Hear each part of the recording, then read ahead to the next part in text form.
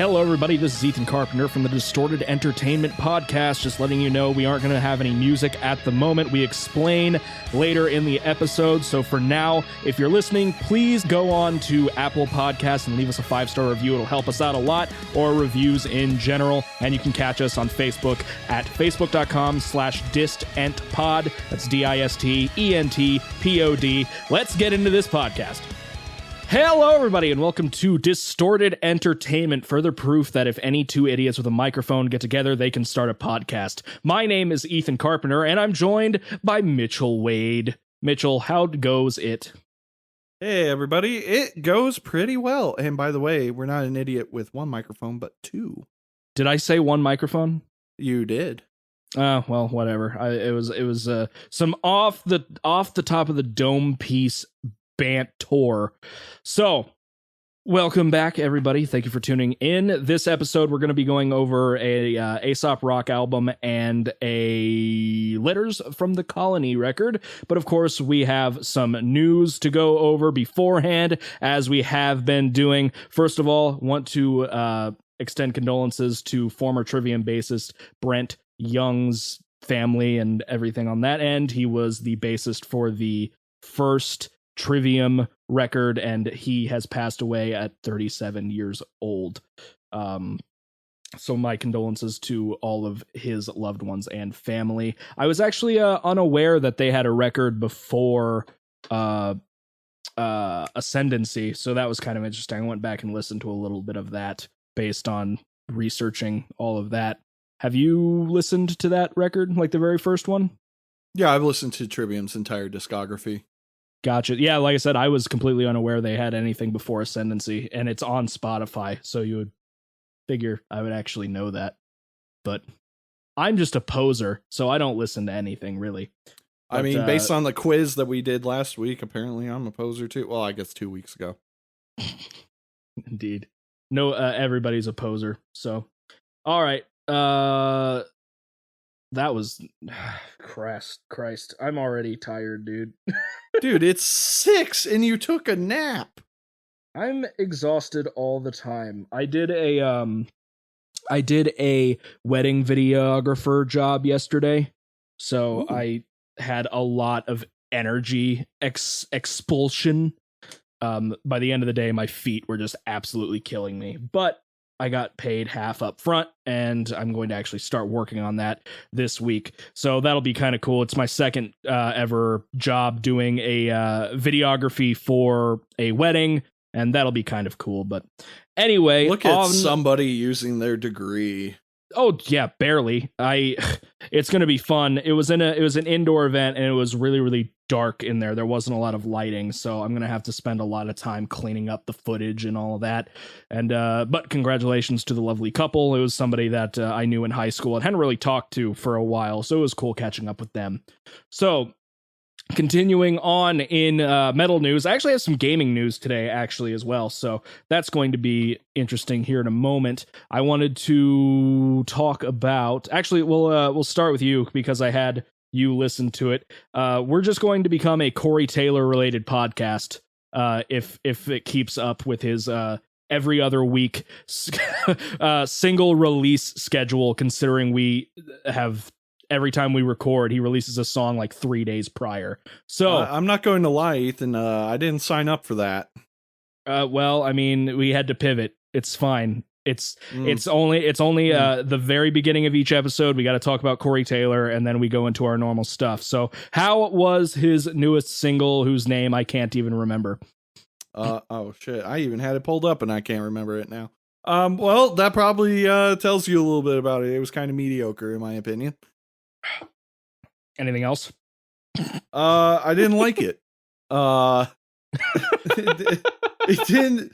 I listened to it, and it was just like he was just angry and stereotypical Corey Taylor. Even though I like Corey Taylor, it's just another one of those "what does Corey Taylor think" kind of memes. Okay, interesting. See, I liked his last single, The Highway 666, but I have not given the new one a listen yet, and I guess the Metal Injection thread did say it was just a kind of a standard rock track. So yeah, in terms of any other singles that have dropped, The Devil Wears Prada dropped a new song, and being one of those bands that kind of hooked me into the heavier side of music, I decided to give it a little bit of a listen before we started recording today. Judging just from like the first minute of things, it sounds better than what their last release was, and that's in terms of like their full release. Hold on, The Devil Wears Prada, because I was not a fan of oh, no. Apparently they released an album last year that I did not listen to. Or is it? No. Wow, a true fan. I never claimed to be a true fan. I said I was just semi-interested. I'm not... this isn't even news, because this is a music video for a song that was released last year. So, hey, Devil Wears Prada, stop it. So I'm just gonna... Cool, moving on. But that being said, it was better than Transit Blues, so maybe I should go back and listen to that record called The Act. I'm not sure. Transit Blues was just hot garbage in my opinion. Interesting thing from Dave Mustaine. I'm just going to read the headline because that's all I care about at this point.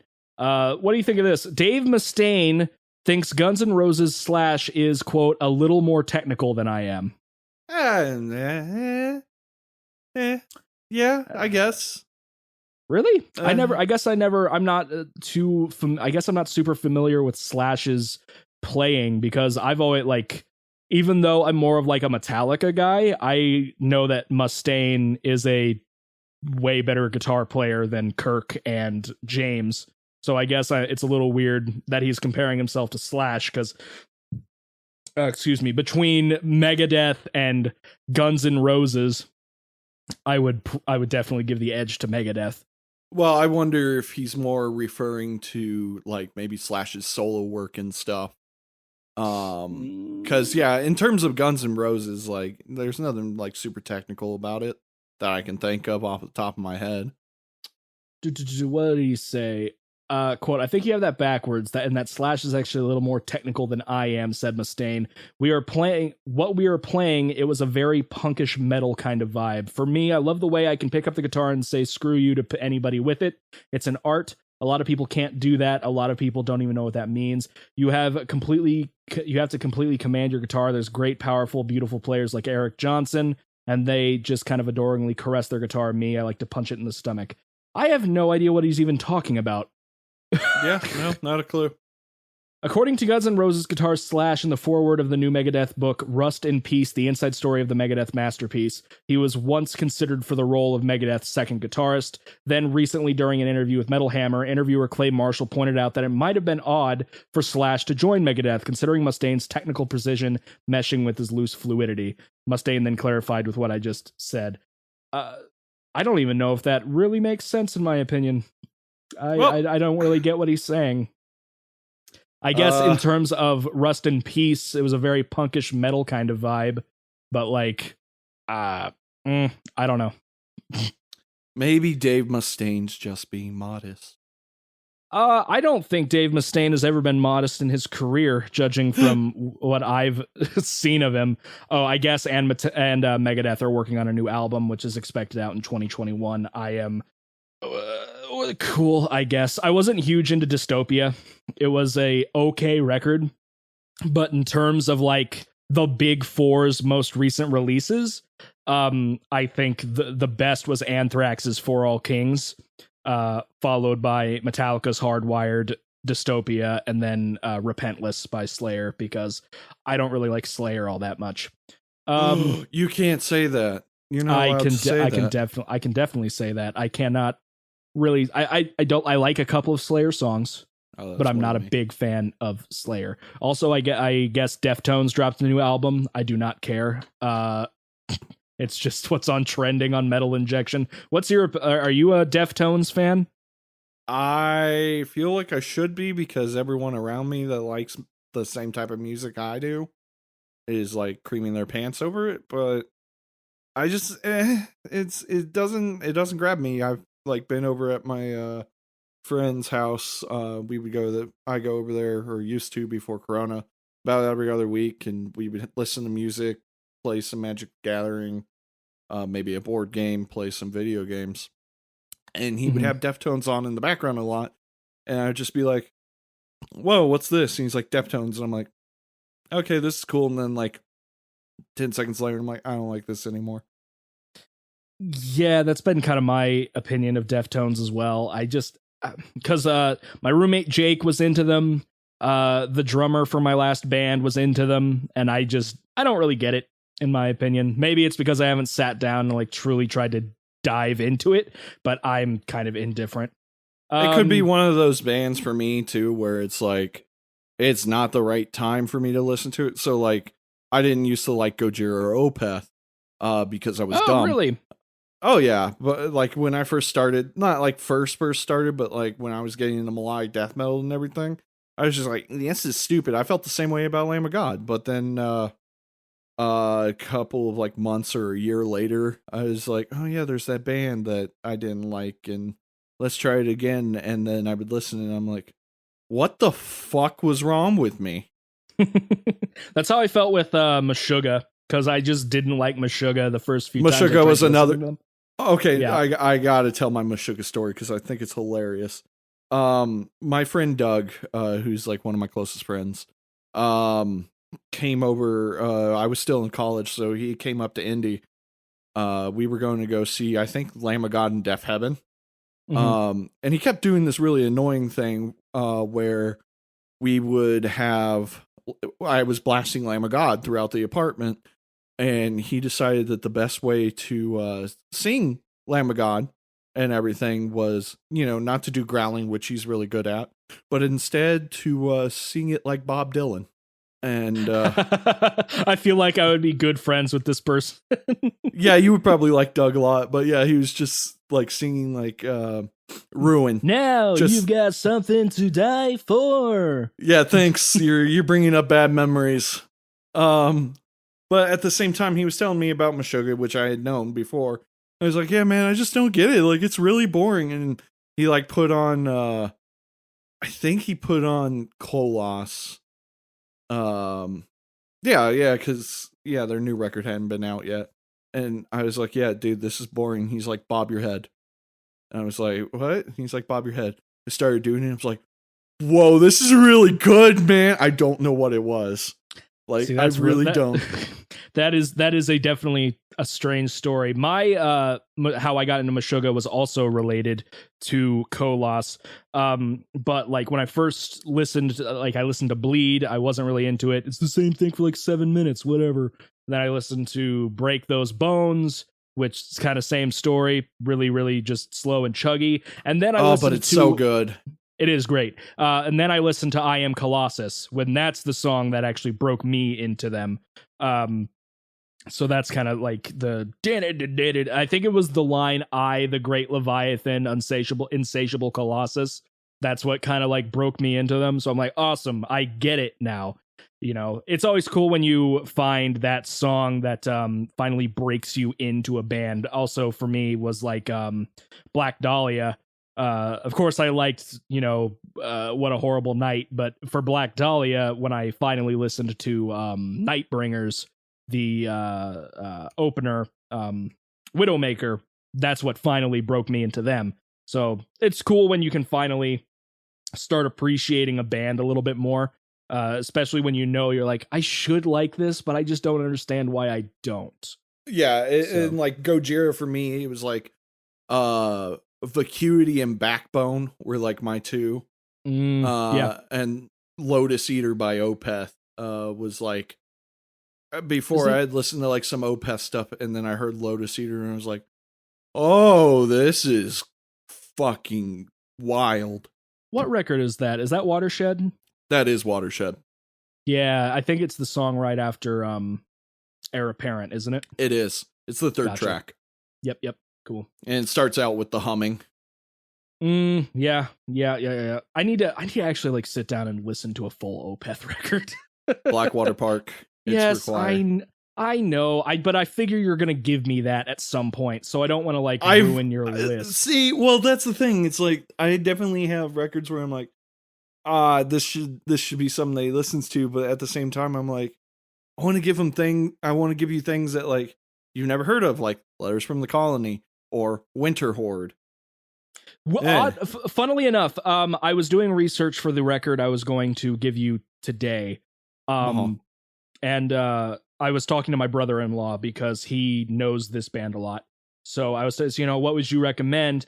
And then I brought up Winter Horde, and he's like, "Oh yeah, I know Winter Horde." I'm like, "You know Winter Horde?" So that's kind of cool. That was kind of cool. I've had some people that do that to me, and I'm like, "What do you mean you know this obscure Israeli metal band? What? No, that's my thing." Yeah. Yeah, that's interesting. Whitechapel is in the studio right now. So I did like their last record. I'm super excited. I thought The Valley was a great step back into the right direction for them because I was not into Mark of the Blade all that much. There was a couple of songs that I thought were okay. I liked the riff for Elitist Ones. I hate that song so much. It's really catchy to me. I'm kind of indifferent about the lyrics, but I really like the tone of the song. And then the title track was okay. But other than that, like, I really liked Our Endless War, and I was just really, really disappointed by Mark of the Blade. And then The Valley came in, and when they dropped, what was the initial single? I believe it's the first song on the album too. No, it was what was the thing? The Valley. That's what it was called. That was the album. They dropped Brimstone first, and Brimstone I didn't know hit me that. like a truck with the really guttural opening. I really liked that. So that kind of hooked me, even though Brimstone is just kind of like it's Whitechapel doing Whitechapel. But then I really liked Hickory Creek and Third Depth as well. So really good. I'm excited to see what they're going to come out with. Do they have a possible release date on the thing? No. They're basically just saying, hey, we can't really do much. Let's write a new record. You know, yeah. Fair enough. For me, because I don't like deathcore for the most part, with a few exceptions. I did enjoy Valley by Whitechapel. My first exposure was When a Demon Defiles a Witch. Yeah, which great track. I love that track. Followed up by Forgiveness is Weakness. The only song I don't like on that record is Black Bear. I'm not sure why. It just kind of like was very bland to me. But every other song I actually really, really enjoyed. Good record. Have you listened to like any of their early stuff? Nope. Well, maybe I should look into that for you then at some point. I did find out over the weekend. I guess I never knew this. What is it? Chaos Spear by Meshuggah? Yeah. I didn't know there were two versions. There are two versions of Chaos Sphere? Going back to what you were saying, are you sure you're thinking of Chaos Sphere and not Nothing? I might be thinking of Nothing. Whatever has Cyanide Christ on it. I mean, that's Chaos Sphere, but I'm looking on Spotify, and the only thing that they have as a re-release is Nothing, and then Nothing, the 2006 version. Maybe it is Nothing. Because I let you know on the last episode honestly might be it. Yeah, because they had Nothing in 2002, and then they re-recorded guitar and sample replaced all the drums for 2006. I prefer the re-release, to be honest. Some people prefer the old one because it's real drums, which I can understand, but I think the production on the re-release is better. Yeah, go ahead. I would love it if they at least redid Millennium Cyanide Christ, because I like the song. I hate the vocals. Yeah. They're the earlier and like Frog Leap Studios and Rob Scallon did a cover of that. Yes, I love and that it's cover. So good.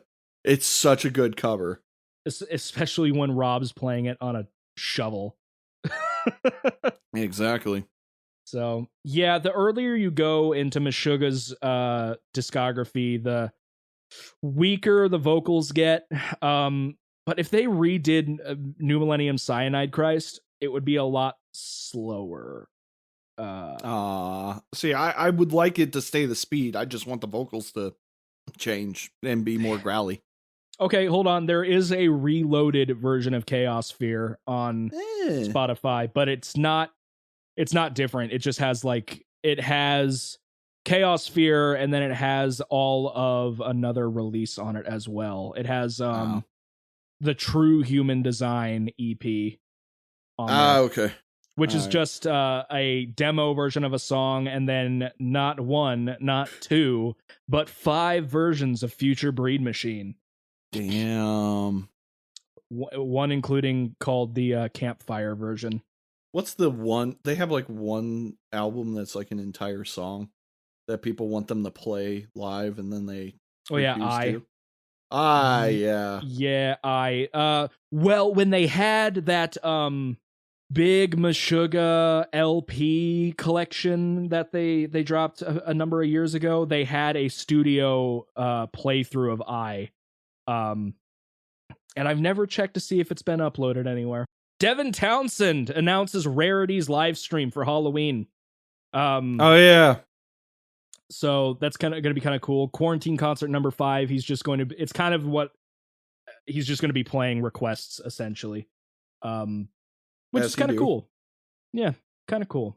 Not and much. You're now a newfound Devi boy.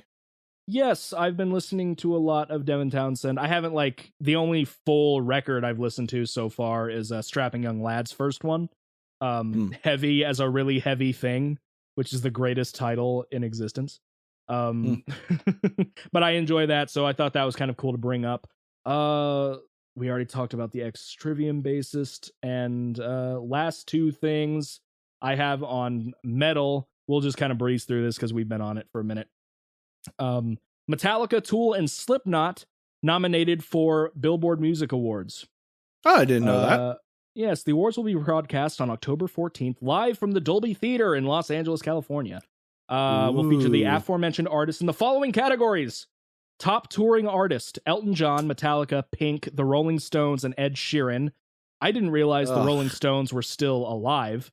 Yes, everyone is constantly surprised that Mick Jagger is alive.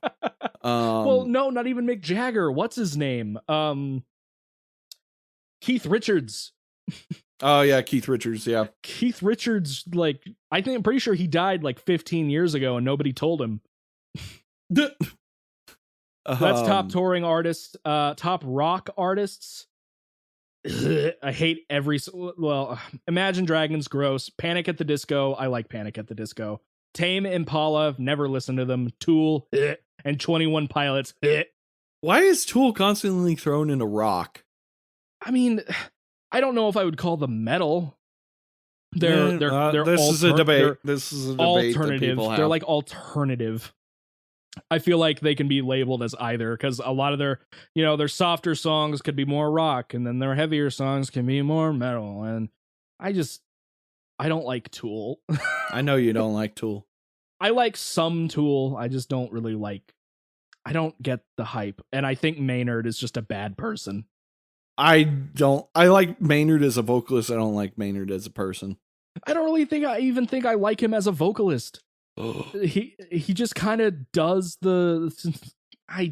he's not bad. I just hate the way he runs the band, and he disrespects his fans just by existing at this point.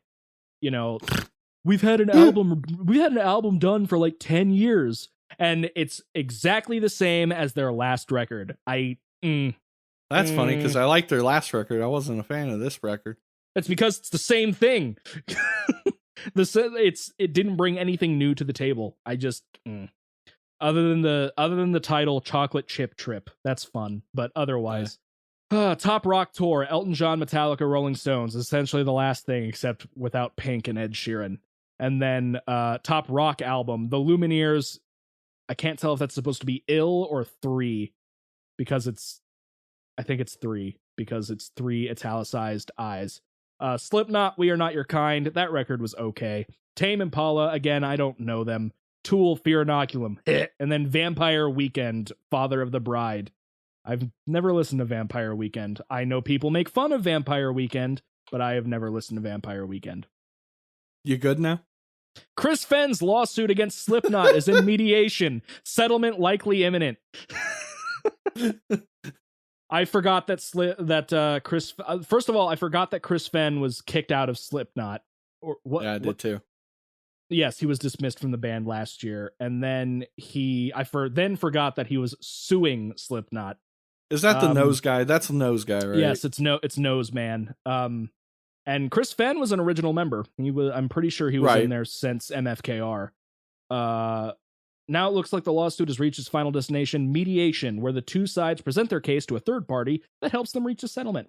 Fenn claimed Slipknot and their management was keeping money from him in a motion filed in 2019, setting up corporations that he was not aware of. Fenn has since been dismissed from the band. So I think he did that and then he was kicked out, even though the statement has since been pulled from the band's website. Or maybe they're just kind of working it out. Who knows? Yeah.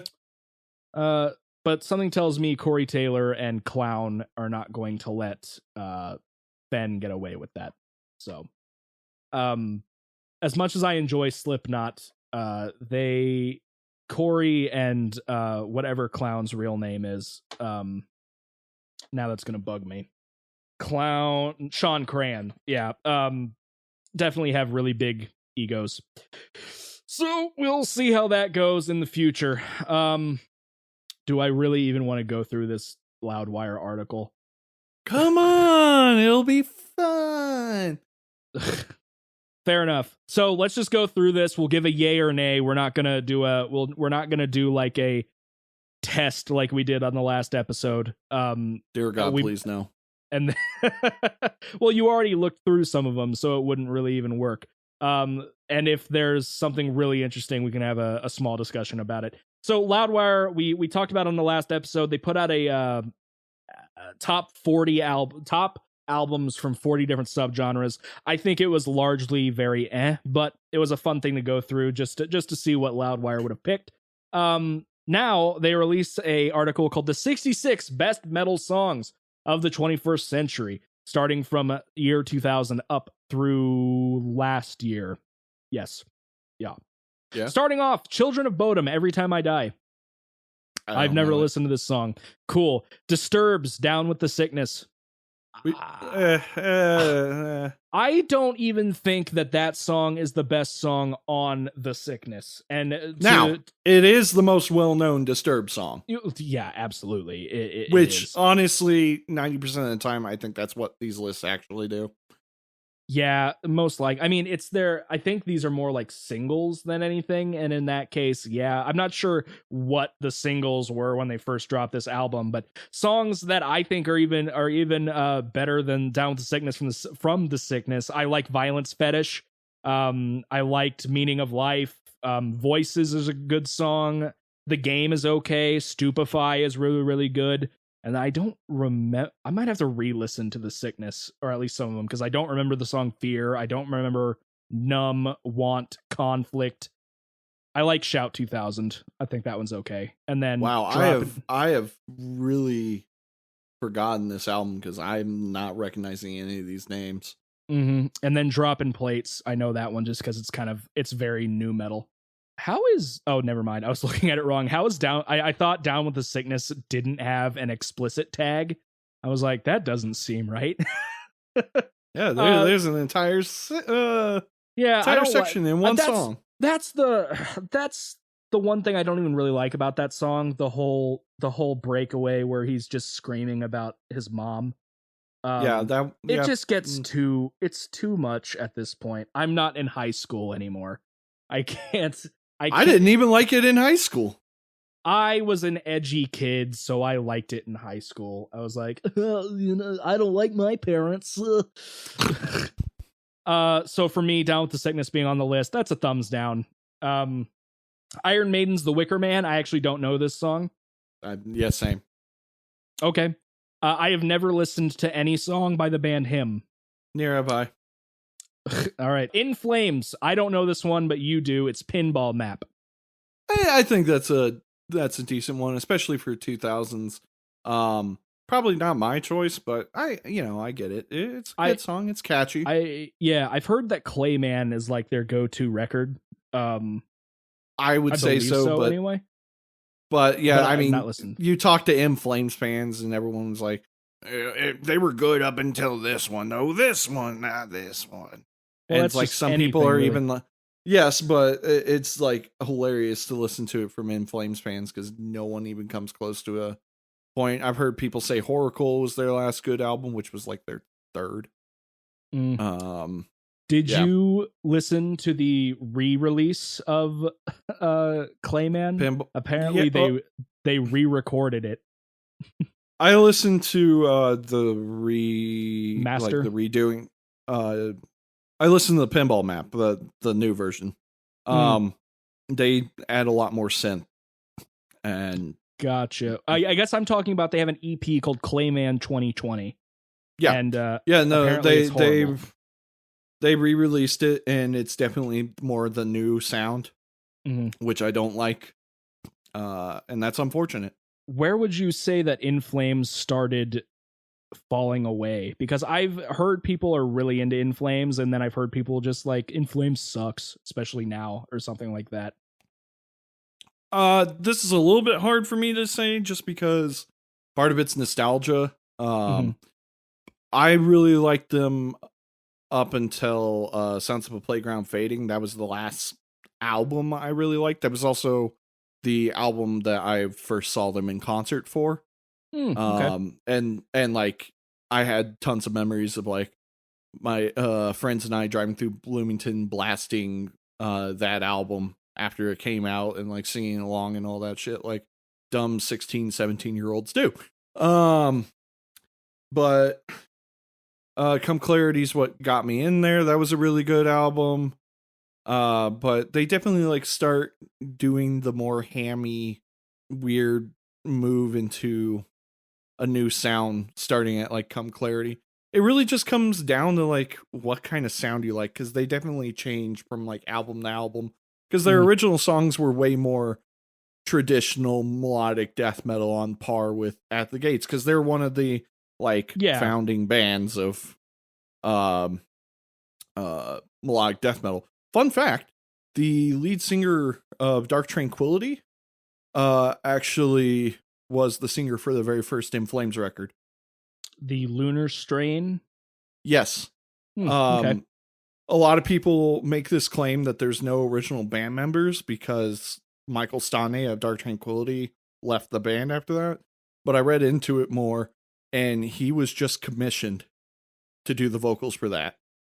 Interesting. Anders is technically, from everything I have read, the original vocalist and technically now the only original band member of In Flames. Interesting. I don't like that they have an album called Horacle. That one's actually really popular. I really like, out of like the older stuff, I really like Colony, which I think is their second album. Third. Actually, fourth. Lunar Strain, The Jester Race, Horacle, and Colony. Huh. Yeah, okay, that makes sense. Yeah. Mudvayne, Dig. I'm for it. I like that song. Sure, why not? Berber Ding. Pantera's Revolution Is My Name. I do not like Pantera. I have no opinion. Yeah, I can't. Okay, so I don't really like Pantera, but I also don't have an opinion because I don't think I've ever heard that song.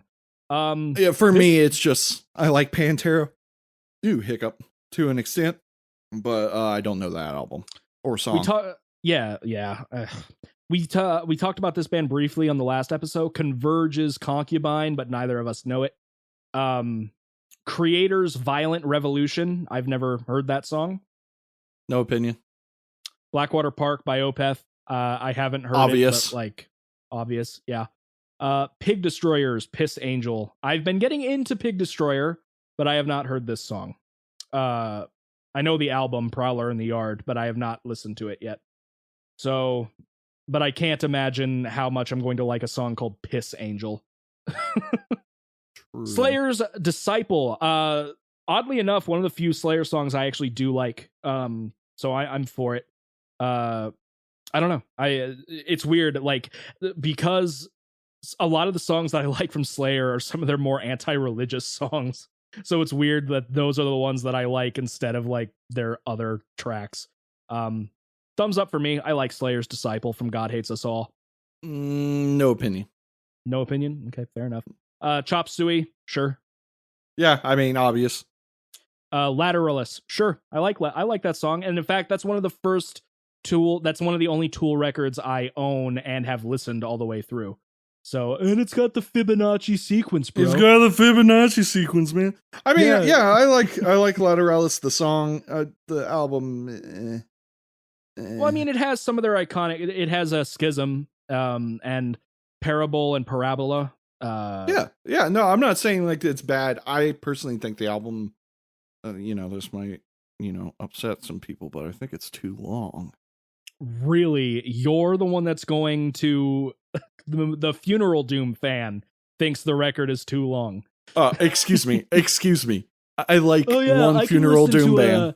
I can listen to an 88-minute long song, but Lateralis 83.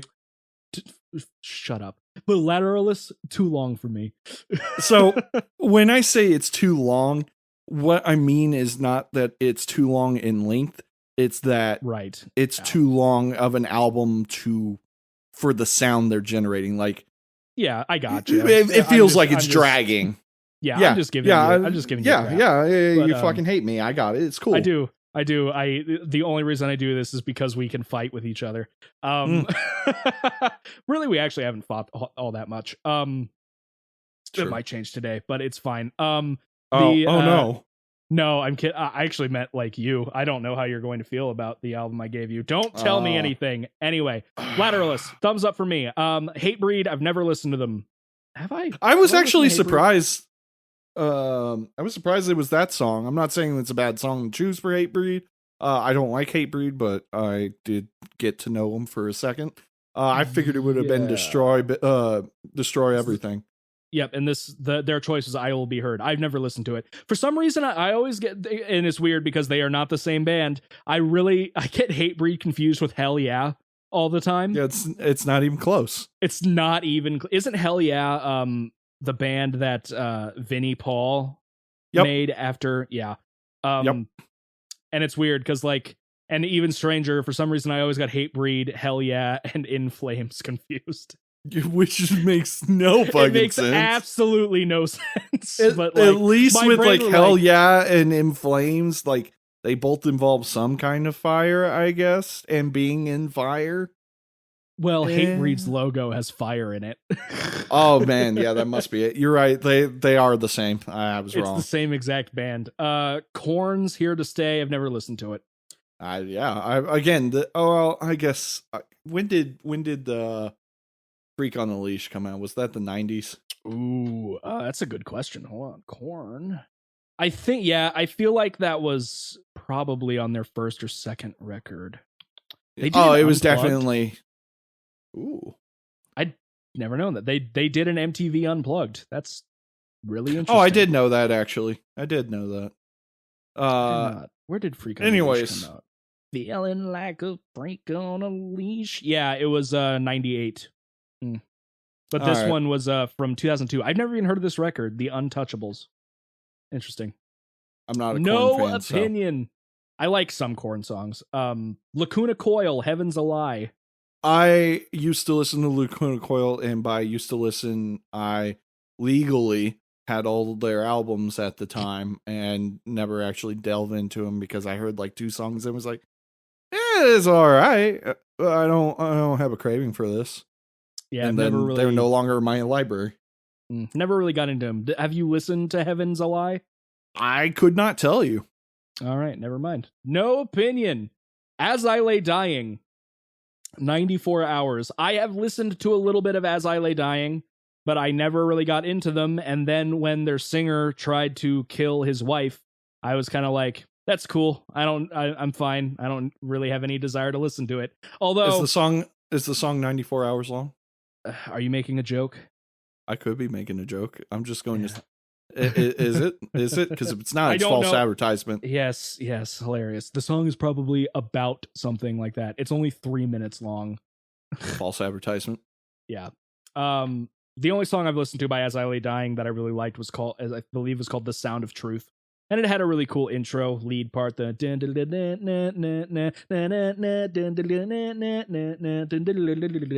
good. I like that song, but although Tim Lebesis does have a second project called Austrian Death Machine, and I like Austrian Death Machine, given how stupid it is. Avenged Sevenfold, Unholy Confessions. I don't like Avenged Sevenfold all that much, but I don't know this song, so I have no opinion. I'm not a fan. I've never liked Avenged Sevenfold. There was like 1 or 2 albums that I liked when I was in high school. People tell me I'm constantly wrong. Excuse me, I'm the one with the music minor. I know what I'm talking about. Okay, Ben Shapiro, relax.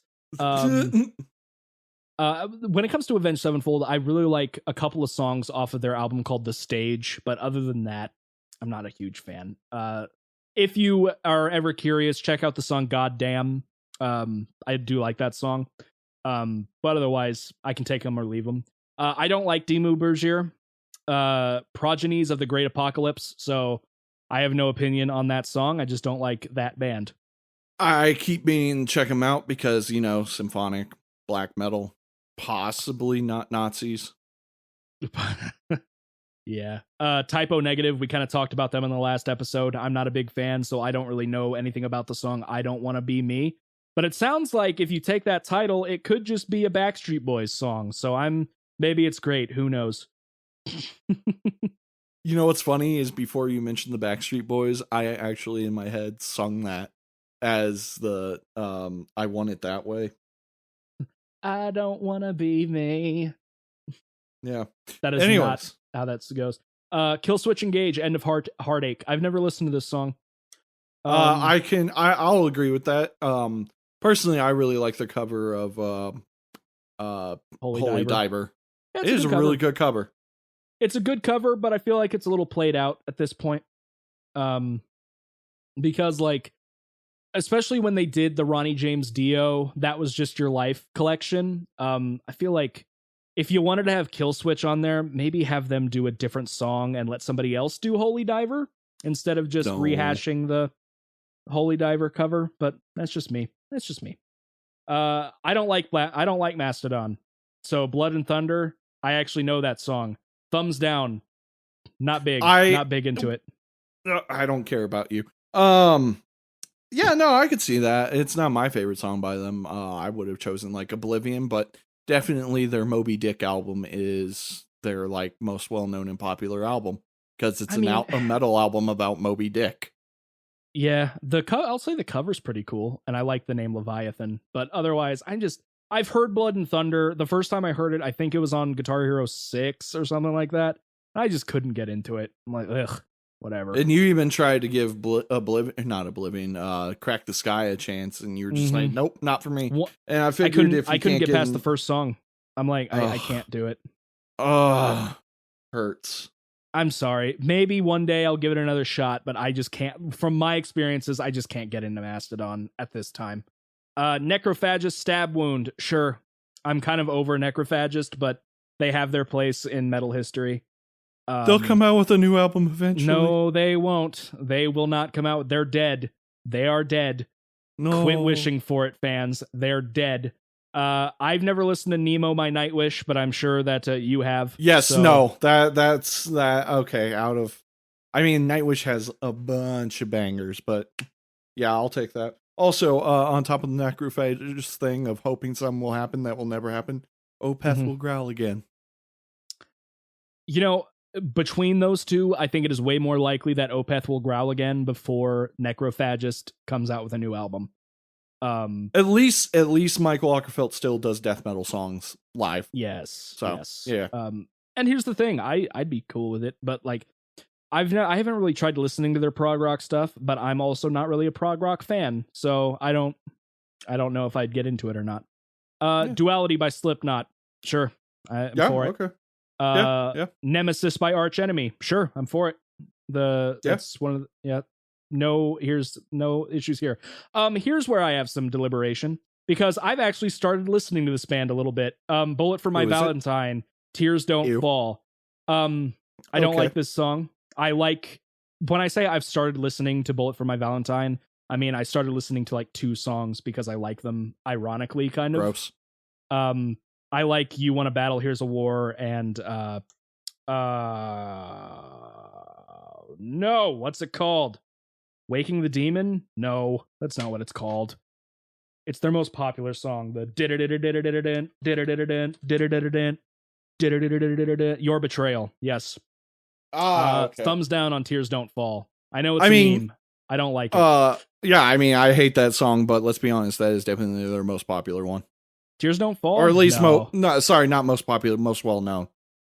I think on Spotify, they're most. Oh, never mind. Tears Don't Fall definitely has like double the plays. Told you. Through the Fire and Flames, sure. Yeah, I mean, sorry, Dragon Force, we know you have other songs, but Guitar Hero 3 ruined it for you. Pretty much. Good luck. Octavarium, haven't listened to it. Dream Theater. Yeah, I don't like Dream Theater. Yeah, we know you don't like, I do the one Dream Theater song I do like is on that album. I like Panic Attack, but oh, okay. I have no. In terms of 2000s Dream Theater, yeah, Octavarium makes sense to me. Okay. Here's one we'll both agree with: Flying Whales, Gojira. Yes, though it is not my favorite. Yeah, I mean, based on From Mars to Sirius, I probably would have done Ocean Planet or Heaviest Matter. Good song though. Flying Whales is good. Yes, Trivium, Pull Harder on the Strings of Your Martyr. I like it. I did not expect that. I don't really know that song, I don't think. When it comes to Ascendancy, I know I've listened to a lot of Ascendancy before, but I always gravitate more towards Shogun. I mean, why wouldn't you? It's like my best album, even though people disagree with me. No, I mean, they're wrong. Shogun is a great record. Ascendancy's good. And then that song is good as well. All for it. Cannibal Corpse, Make Them Suffer. All for it. I like that song a lot. Not going to disagree. Have you started delving into Cannibal Corpse? I remember. Nope, but I'm not going to disagree. Okay. I just remember at one point you said, I believe we talked about them, and you said you weren't really big into just like your traditional death metal. Your run-of-the-mill death metal. And I still am not, but I'll give it a shot. Like, I don't really care for Bloodbath, even though Michael Ockerfeldt's in it. I don't really care for, I should say Michael Ockerfeldt was in it, I think only for one album. To be honest, their new record, newest record, The Arrow of Satan is Drawn, is actually really, really good. I've heard. Yeah, it's good. You might actually like newer Cannibal Corpse more than older Cannibal Corpse. I was going to give Skeletal Domain a chance. And before you say it, as much as I don't like Chris Barnes, that is not the reason I don't like Cannibal Corpse. Well, I mean, he's not even the singer anymore. It's Corpse Grinder. I know. I'm saying, like, a lot of people usually are like, oh, well, you probably just don't like old Cannibal Corpse because it was Chris Barnes. Yeah. And I mean, I like old Cannibal Corpse, but like, by that, I mean, I like 3 or 4 songs. I can't sit down and listen to a full Barnes era Cannibal Corpse record. I can't do it. I mean, I don't like Obituary either. It's one of those things where I'm like, I understand why people like it. Mm-hmm. I understand why it's important. I do not like this sound. I mean, I even feel that way for Death's first couple of releases. I'm not big onto Scream Bloody Gore, and I'm not really into... I mean, Leprosy is okay, but I would not call it their best record. But if you really like Leprosy, there's a whole band that basically just plays that style called Gruesome. If you really like the sound of Leprosy, you'll probably like the band Gruesome. What was I going to say about Cannibal Corpse? Were you going to say something? I'm sorry. I was going to say I was thinking about giving Skeletal Domain a chance because I've heard a lot of people say I would probably like that if I don't like the rest of Cannibal Corpse. Good record. I would more recommend kind of like the Kill trilogy. They have 3 albums that sound very similar to another, and then their newest one sounds very similar because it's the same producer. But Kill, Torture, Evisceration Plague, and then the newest one, Red Before Black. But I don't like the song Evisceration Plague. Well, it's slower. The other songs, like on Evisceration Plague, I really like Scalding Hail. Now I have to look at Evisceration Plague. Evisceration Plague. Scalding Hail, To Decompose is awesome. Evidence in the Furnace is awesome.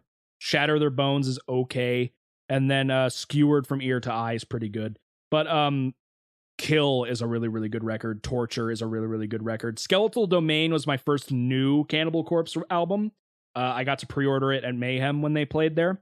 Good stuff. I think you would like it if you were in the mood for like some death metal. We really need to start going through this quicker. Lightning Yeah, round for a little bit. Lamb of God, Walk With Me in Hell. I've never listened to it. 100%. Between the Buried and Me, White Walls. Never listened to it. No opinion. I've heard BT Bam's really good. Black Dahlia, What a Terrible Night to Have a Curse. Completely, Of yes. course. Not my favorite song, but good. High on Fire, Rumors of War. Never listened to it. No opinion. Machine Head's Aesthetic of Hate. Never listened to it. Even though we got a, lightning round, I disagree with this entry. I do love The Blackening. I just think there are better songs on it. It's not a bad song. I just don't think it was the best song on that record, let alone the best Machine Head song. Done. Municipal Waste, Headbanger Face Rip. Never listened to it. No opinion. Parkway Drive, Carrion. Never heard it. No opinion. Dillinger Escape Plan, Milk Lizard. Never heard it. Yeah, I'm after our quiz. I'm just not going to acknowledge that. Amon Amarth, Twilight of the Thunder God. Sure. I'm Sure, not why big not? into Amon. I'm not big into Amon Amarth. Bleed by Meshuggah, of course. Uh, Your Treachery Will Die With You, Dying Fetus. Absolutely. Great song. don't know it. Highly recommended. Overkill, Ironbound. Haven't heard it. No opinion.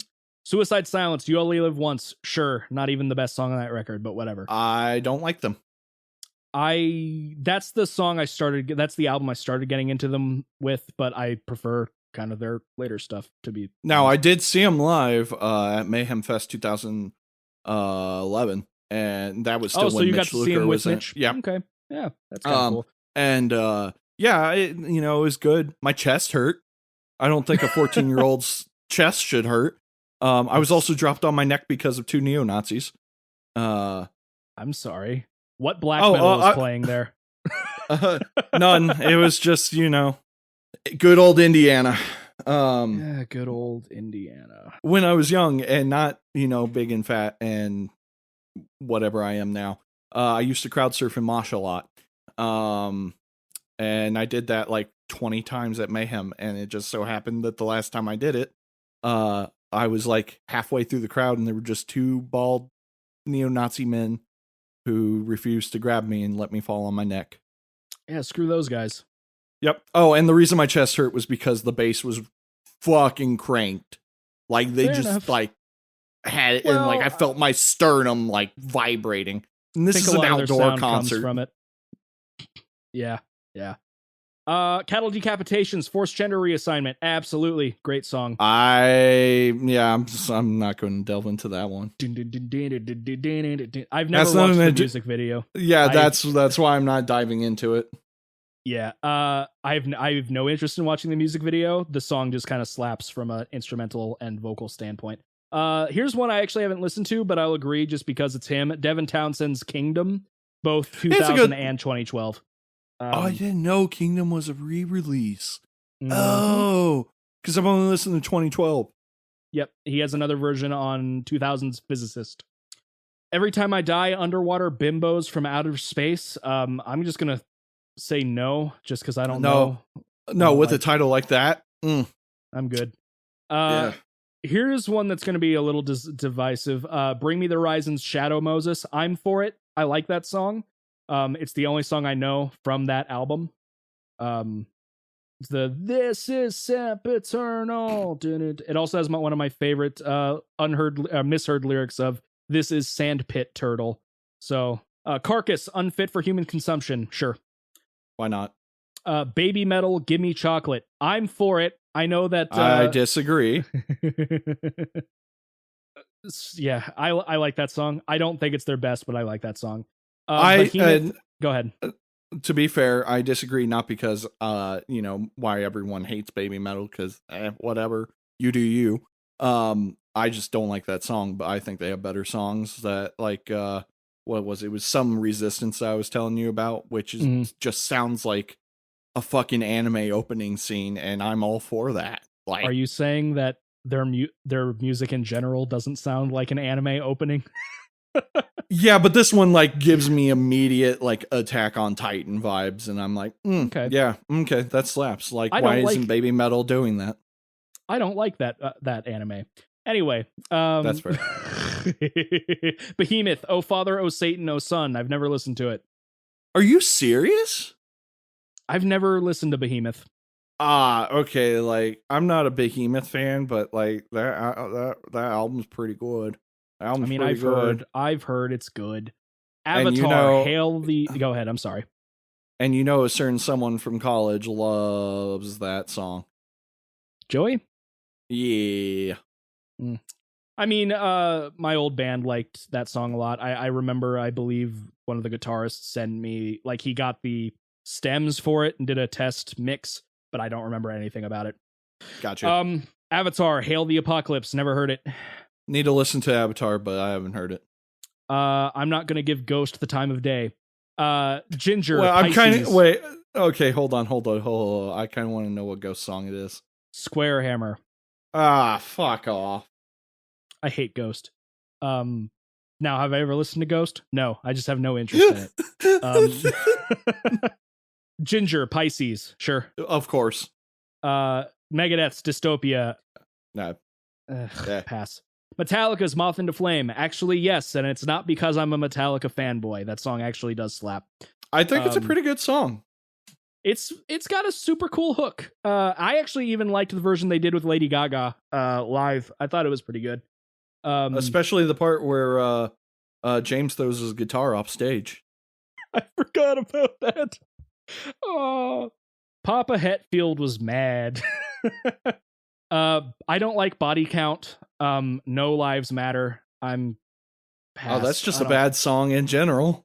I don't like Body Count. I don't like Body Count either. Like, I remember, I believe at the Mayhem Fest where I pre-ordered Skeletal Domain, we were chanting louder for Cannibal Corpse because they were on next, on the next stage while Body Count was wrapping up, and I think Ice-T got mad.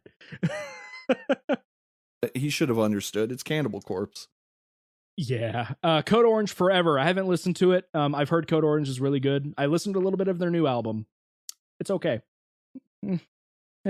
No opinion.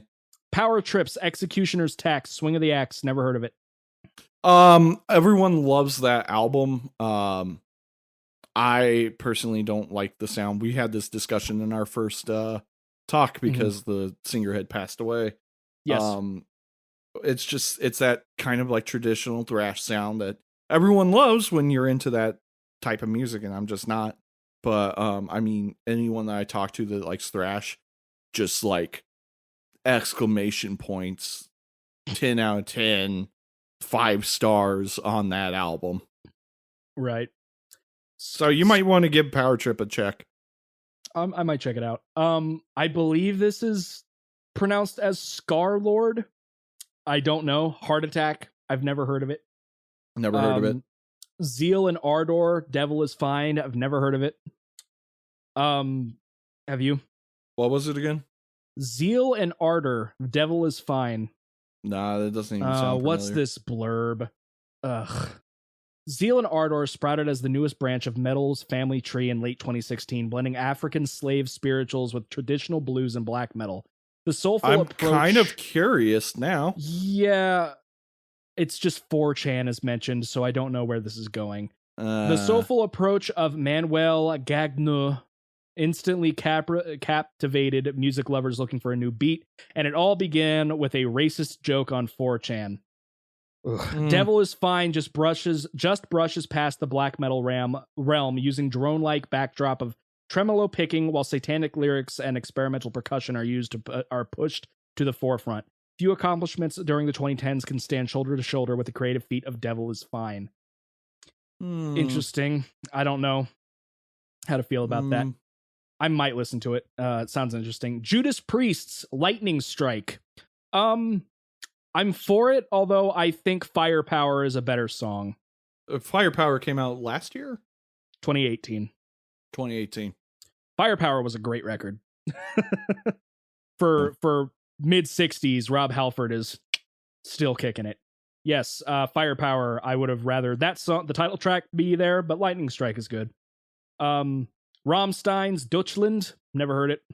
I don't listen to Rammstein. I like a couple of Rammstein songs. When they put out the trailer for Destroy All Humans, I really liked the song on there, the Ishville. I I love this until I understand what they're saying, and God, they are really gross and perverted. And some people really like that, but like, when I hear things like barbed wire in my urethra, I'm kind of tuned out, and how like a lot of their music videos are just them fucking women. Yeah, that's why I don't watch their music videos. Yeah, And not my favorite. And then the last one on here, Poppy's Concrete. I haven't listened to it. I'm just not a Poppy fan because that's weird. She It's not seems like a weird in the little- good way. It seems like she is very controversial when it comes to the metal fandom. Yeah, I mean, that's why she gets compared to baby metal all the time, because it's that like, oh, they're metal, but pop is there. Ooh. Yeah, metal fans can be dumb. I just have no experience with Poppy. So I have a few other. Do you have anything in the music realm that you wanted to bring up? Because I'm gonna do lightning I can bring fire. up my news. I can bring up my news now. Yay, dude! If you had news, you could have brought it up earlier. I wanted to be polite. I don't have that much, but Dark Tranquillity released a new single and announced their album. Okay. I'm How is it? very excited. Oh, the song is it's wonderful. It's Dark Tranquillity. Dark Tranquillity is good. Maybe one day you'll be forced to listen to them. I don't know, but they are definitely considered one of the fathers of melodic death metal from Gothenburg. So, okay, I have never really listened to Dark Tranquillity. I was looking to at one point, but I couldn't get a concise answer on where I should start. That is hard. That's kind of hard. A lot of people really like their old stuff or their mid-tier stuff. The internet was not helpful. Yeah. So I'm really stoked about that. Joe Duplantier had an interview. Excuse me if I did not pronounce his French last name right. My bad. And he kind of talked about their new stuff. This is Gojira. Yes, this is Gojira. Sorry.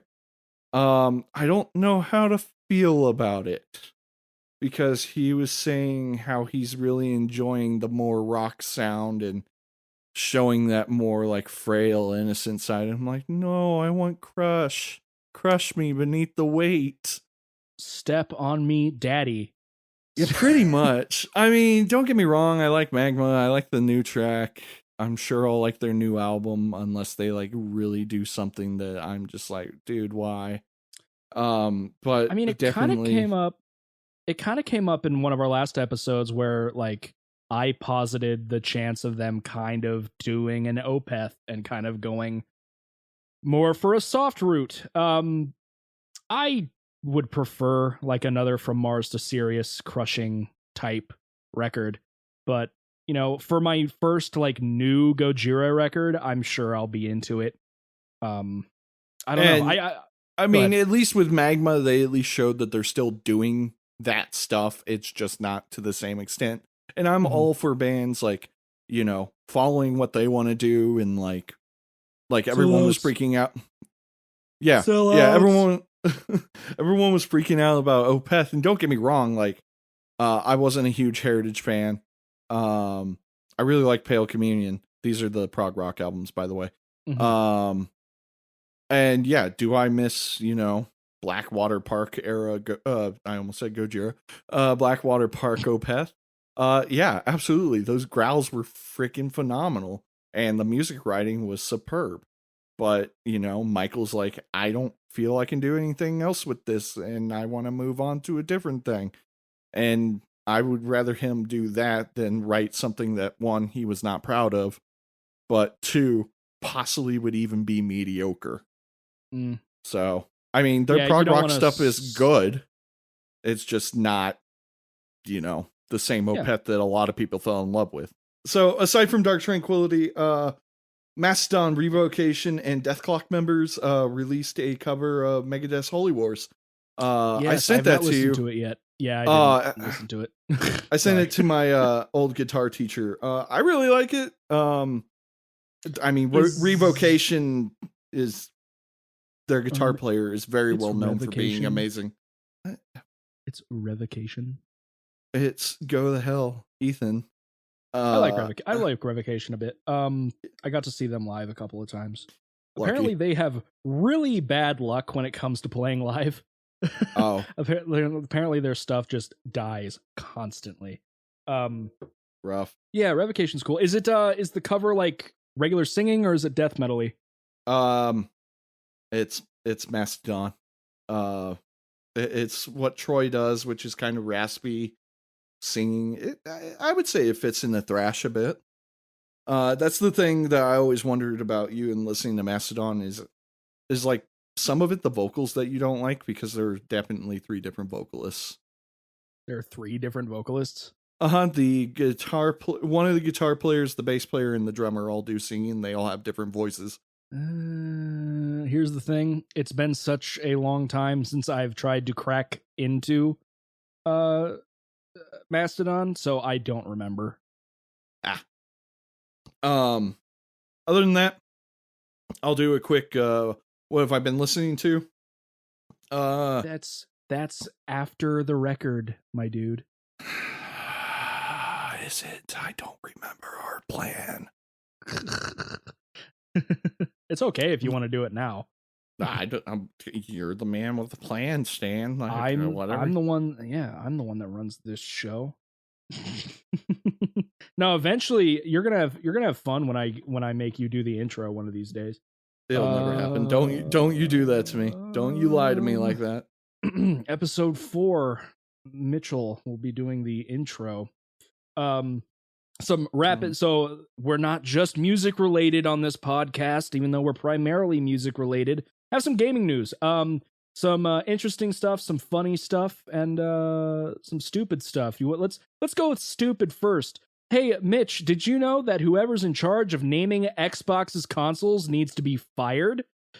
What? No. After Xbox One and Xbox One X and Series X? What? Jeez, just call the next console the 720 at this point, brother. Like, the first Xbox, fine. Xbox 360, that's pretty cool. Xbox One, But then you had the Xbox One S, Xbox One S, and now you have the Xbox Series X, and this is what I want to talk about. There's an article because the Xbox One X sales have skyrocketed because people have purchased the wrong console. Because it's freaking hilarious. Because the naming convention sucks. Microsoft, hire me. I will name your consoles. I can do it. It's way easier. Now, I did hear this. There was a... Go ahead. I'm sorry, real quick. Since we're just going with the 360, 720, each Xbox comes with a free skating game. Yeah. They apparently Skate 4 is in the works. It is, and I'm super excited because I really like Skate. But also, the Tony Hawk Pro Skater re-release was really, really good too. I wish I had money to play it. Yeah, same.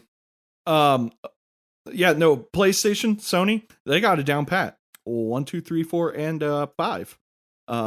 However, I did not realize that PlayStation 5, holy shit, that thing is huge. Oh, apparently it's gigantic. It's bigger than any of the other consoles, and it's bigger than the new Xbox in terms of height. Yeah. Xbox. Yeah, you guys get your stuff together. I mean, Nintendo, outside of the Wii U, I mean, it's really easy for them because everything was basically just called different. I mean, you had like the NES, the SNES. I mean, adding Super, that's fine. The N64, completely different. What happened to the other 63 of them? And then you had the GameCube, Wii U, kind of a misstep in the naming convention. And then the Switch, perfectly fine. Xbox 360, perfect. Xbox One, and then you had the different versions. And now the Xbox Series has different ones too. I think there's like the Series X, which is the standard. And then there's like the Series V, which is their digital version.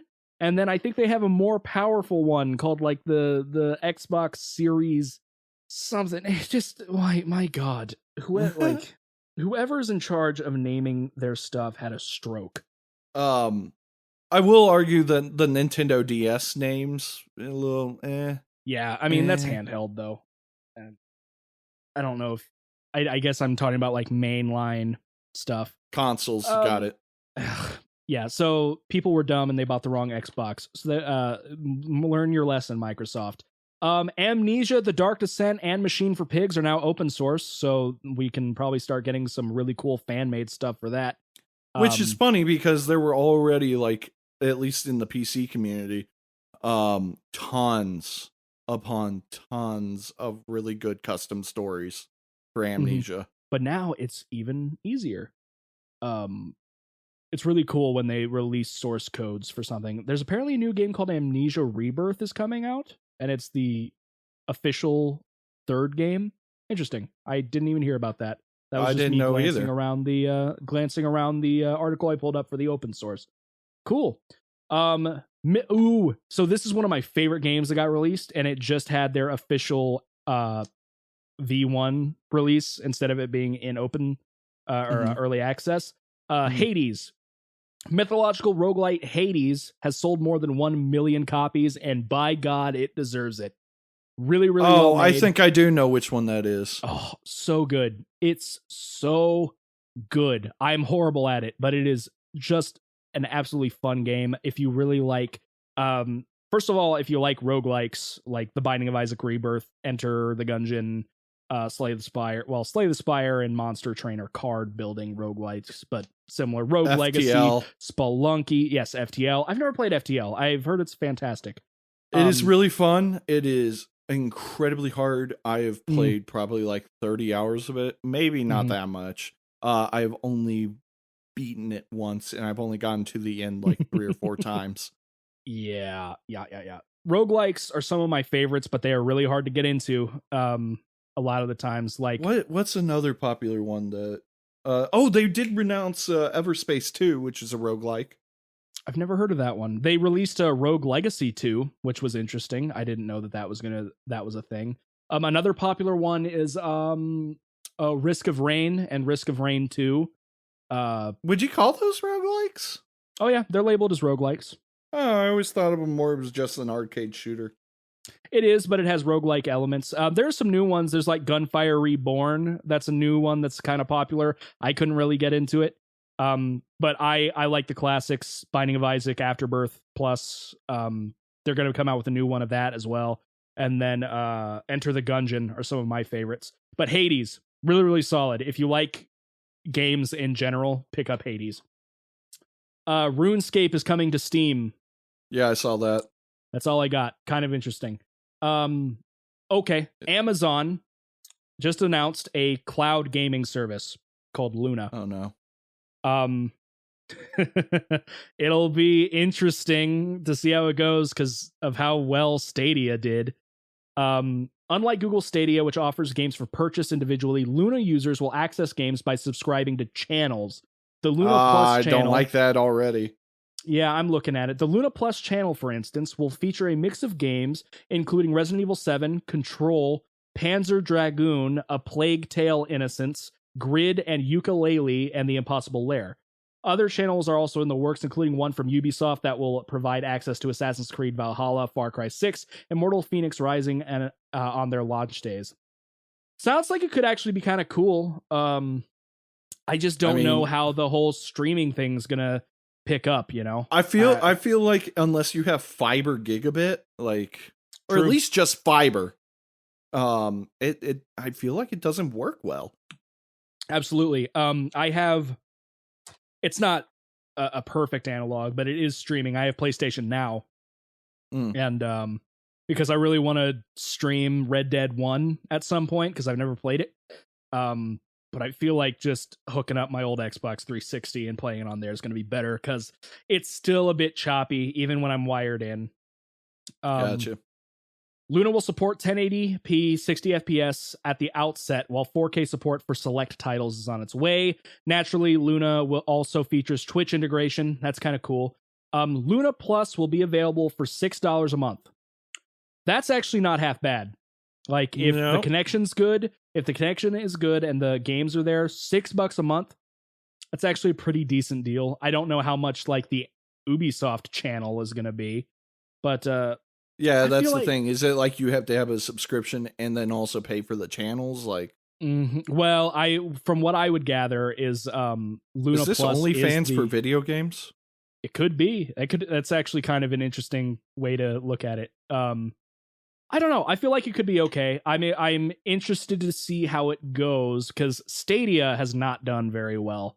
No, I mean, pretty much people were like, "Oh, that's a cool concept. Wow, this sucks." Bye. Yeah, I mean, they're trying. They're oh boy, he's trying. They're trying to go, but it's not working very well. Here's the thing: I want like Stadia to succeed. I feel like if they tweaked it and actually like did some more with it, it could be cool. But until gigabit internet is more widely available, I'm just not sure if it will. So when it comes to Luna, I'm interested. I want to see how it goes before I can't see myself being an early adopter for it. I mean, definitely one thing that was an issue with Stadia was the fact that they were constantly going, "There's no lag. There's no delay." And I'm like, dude, there's false. It's internet. Now, I'm sure there was no delay on Google Fiber, which is the gigabit. Yeah. Sure, yeah. Yeah, exactly. But you haven't provided that for everyone, so I would love Google Fiber to like be way more prevalent. Yeah. But here, I guess, but also with Stadia, you had to buy games individually. But it seems like with Luna, you get access to a number of games just depending on what you pay for. It's kind of similar to Microsoft Game Pass. Yeah. Yeah, Microsoft Game Pass, which I'm actually thinking about doing. It's $5 a month and you get access to a bunch of games. Related to that, that's a segue. Doom Eternal confirmed for Xbox Game Pass. So for $5, I can play Doom Eternal finally. I'm just going to tell you I'm going to tell you this right now. Fucking do it. So good. Great game. Well, whenever you give me your login information for Steam, I could play it anyway. It's all good. It's all good. I but keep like forgetting about that. Yeah, I mean, but for $5 because I guess this is another story. Microsoft purchased Bethesda. So now Bethesda they can have Bethesda games on that, and that's kind of cool. A lot of people are freaking out saying that this gives Xbox the edge when it comes to the next system war. I don't see Xbox making Bethesda games exclusive. No, I mean, they would get a bunch of flack for it, honestly. And they've already said, like, certain games that are already, done by Bethesda or other studios, like Elder Scrolls Online and such, they're just like, no, those, we bought them. We're just going to let those keep going as is. Like, those studios can do what they need. I'm hoping that if any, like, Bethesda game, it's not going to be, like, some popular title or franchise like Elder Scrolls or Fallout that they would do exclusivity. I feel like it would just be, hey, we own Bethesda, here's a Bethesda game, but it's like completely new and just for Microsoft users. Yeah, like a new IP. I could see them doing that. I could also see them doing like timed exclusives, even though that's I hate the Epic thing. I actually don't mind the Epic Game Store. I think Epic is actually doing really, really well, especially compared to Steam. They hand out a free game or two every month, and I think that's really, really cool. I don't have a problem with Epic. I just hate some of the things that happen. That's fair. Yeah, I can. Mostly some of them being like hey, we pre-ordered this on Steam. Now we have to get Epic. What the heck? Yeah, I mean, because I purchased Red Dead 2 on Epic. I purchased Control. Well, Control I think was free. No, I bought Control. I wanted to play Maneater when it came out, and I'm like, oh well, that's only available on Epic right now, so I guess I'll do it. But like Metro was, I think, like the biggest controversy at the time. Because that's when Epic like first came out and was like, hey, we bought out Metro, and then it was just kind of messy, and like everyone was like, what the fuck.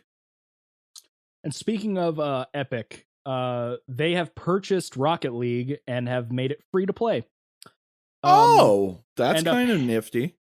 it's nifty. It really angered my old roommate Jake because he's actually one of like the top players in the world right now, or he was at one point. I don't know if he still is, but they did it and like servers crashed hardcore when it first happened because now it's free to play and everybody's just hopping on there. So I don't know. I put it in my library. I'll never play it because I am just not really interested in Rocket League. But if you are, it is now free on the Epic Games Store. Yeah, I didn't know that. That's kind of cool. I'm not good at it. I never bought it, but like I had a friend that was really into it, and he would make me play with him on the PS4 when I was over at his place. But it's kind of cool, the idea that I might be able to like go and play some games with some friends. I did want to go back quickly to Everspace. It's a space combat roguelike. So like dogfights. No Man's Sky. Yeah, but actual dogfights and no lies. So, and of course we forgot to mention the other super popular roguelike, Dead Cells. Oh yeah, Dead Cells. And Darkest Dungeon. And Darkest Dungeon, yeah, those are. I actually just uninstalled Darkest Dungeon from my computer, and I've never played it. I'm probably gonna reinstall it on my actual like big hard drive, but yeah, I've never played either of those. I remember really wanting to get into Dead Cells when Northern Lions started playing it, but it wasn't something that I looked into. And then what was I? Oh yeah, they're releasing Spelunky 2. Yes, that's a huge. Spelunky was highly regarded as like a perfect game, but it is so hard that I've tried playing Spelunky 1 and I was horrible at it. I rage quit so hard. But now that it's already out on PS4 and they've waited to put it on Steam, it's going to come out in a couple of days on Steam. But Spelunky 2 is coming out. I've been watching Northern Lion play it. Looks really, really fun. I'm tempted on picking it up, but I just don't know if I'll be able to handle how difficult it is. So that's all I got for gaming news. I don't really have any gaming news except I'm really enjoying all the Among Us memes, even though I don't play Among Us. Exactly. I have not played it. I'm interested in playing it, but I have not played it. To me, it's like, yeah, I could play with a bunch of randos, but it seems like a game where you just get a group of friends in a server and play together and then hate each other forever. Well, yeah, it's kind of like Town of Salem or Werewolf or Mafia or something like that. 100%. But yeah, the memes are amazing. Yeah, it's kind of sus. No, my favorite one was not to get too political, but it was a picture of Donald Trump going, "I am the most innocent. No one's more innocent than me." And then the purple's one was like, "Orange is kind of sus." Yeah, fucking beautiful. But other than that, yeah, I think they announced something that I was excited about, but I can't remember what it was. I haven't actually been gaming all that much recently, and I'm kind of disappointed in myself. Me either, dude. The only time that I play games now is when I stream. And when I stream, I'm just kind of streaming one thing at a time and playing through it. So I haven't really played anything other than Coder recently.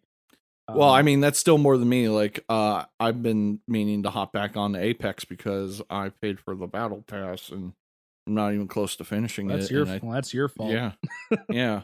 And I just I come home from work and I'm just like, I want to sit on the couch and die. I feel that. All right. Yeah. Maybe we should do that thing that this podcast is actually about. Yes, let's get into the meat and potatoes. I'll go and start since we'll just go back and forth for now. Sweet. So this band isn't on Metallum, so I had to find another source for their information. Wow. And that's because Metallum is kind of toxic. This is the band that Mitch gave me this week is for this episode rather is a band from Sweden. Letters from the Colony. They are a gent band. This website has them listed as progressive death metal. I mean, those are kind of the same thing. It's just gent's a bit more rhythmic based. Yes, critics describe Letters from the Colony as a mix between Opeth, Meshuggah, Gojira, and Sixth. Yes. I don't know that last one. I actually was trying to find some of their earlier stuff because the only studio album they have out is the album we're going to talk about today, Vignette. But apparently they have a couple of demos. When I was looking at discogs.com, which I can't tell if I like that website or not. They had a demo listed as untitled, but this one is actually like the Letters from the Colony EP and the Galax EP. So maybe I should have looked at those on YouTube instead. So Vignette was released in 2018. It is the band's only major release. Has 9 songs, runs for about 55 minutes. And I am conflicted on this record. I was wondering if that would happen. Yes, so I'm going to let you know what on my first listen through on this record, I was going to I imagined I was going to be a lot more harsh. When I the thing I was going to open up with, it's like, this album let me focus really easily because it finally let me sleep. Ooh. So, but now I've softened a little bit more to it. I do like a few songs on here. So it kind of puts me in your mindset for the last 2 albums we talked about. I have objective opinions and I have some subjective opinions. My overall thoughts on the record is that it is done very well. It sounds great. The production is awesome. The vocals, guitar, drums, it sounds impeccable. Very, very good production. But I have very little emotional attachment to anything I listen to on here. I cannot think of a single breakdown, a single riff, or anything that sticks with me after the song ends. So, like, it's a thing where I kind of equate it to put it in terms of like a movie. It's a movie where as you're watching it, you're like, this is really cool, popcorn entertainment. But then as soon as you're done watching it, you're like, cool. It was a cool way to kill 2 hours, but it's not anything that's sticking with me. I think the more I listen to this, I realize maybe I don't like Gent all that much, because while I'm listening to it, I'm like, this is cool, kind of, but there's nothing sticking to me. Like, I'll go ahead and give like my rating of it as like, I give this record a 5 out of 10, simply because I do not our hate lowest anything rating yet. Yeah, I do not hate anything on this album, but I don't necessarily love anything about it either. There are, like, I do remember I like the song Cataclysm. The intro to Terminus is cool if I remember what it is correctly, but it's kind of like one of those things where you were talking about Primitive Man on the last episode. Every song just kind of melds together after a while. There's only so many times where I can hear the whole Gent thing before I'm like, I get it. Another thing that I can kind of equate it to, it's like, if I want to hear a band do Meshuggah that isn't Meshuggah, I could go listen to Car Bomb. Yeah. Like, so here's I do not hear any Opeth. I do not hear any Gojira, but I hear a lot of Meshuggah. Okay, now I can, maybe you can help me there. I can help you there. Let me pull up my music player very quick. Continue while I do this. Yeah, so when you were trying to sell me on the record, I was like, okay, cool. I listened to it a few days later, and I just thought it was okay. I mean, at first I was a lot more like, I literally told one of my friends, the record Mitch gave me for the next episode is putting me to sleep. Like I said, I've calmed down. I've relaxed a little bit since then. And there are a few songs that I hearted on Spotify, but I do not see myself returning to this record. That nothing really sticks with me. I think if you're looking for a band to scratch that Meshuggah itch, it could be that thing for you. But or it could just be more Meshuggah. or it could just be more Meshuggah. You can go listen to Car Bomb. You could even go listen to Periphery. I don't like Periphery that much. I've never really sat down with them, but I know that people kind of call them Diet Meshuggah. Diet Meshuggah, god damn it. For me, if I'm going to listen to Diet Meshuggah, I prefer the Car Bomb brand. So, yes, help me hear some of this other stuff, because I do not hear anything but Meshuggah influence here. Terminus, 2 minutes 10 seconds. Okay, 2 minutes 10 seconds on Terminus. This is one of the songs that I do like. You said 2:10. Yeah. Okay, I can hear a little. I assume you're kind of equating that to Gojira. Gojira, yeah. Okay, yeah, I can. Okay, all right, I can hear that. Especially when the vocals come in. Let me get back to the vocals. Okay, I can hear that a little bit. Again, I guess it kind of just comes down to, while I'm listening to it, my brain is just kind of turned off. Like, I'm just like, gent go dun, dun, dun, dun, dun, type stuff, instead of like, it was very hard for me to focus on this record, if that makes sense. Like, it was really good background noise.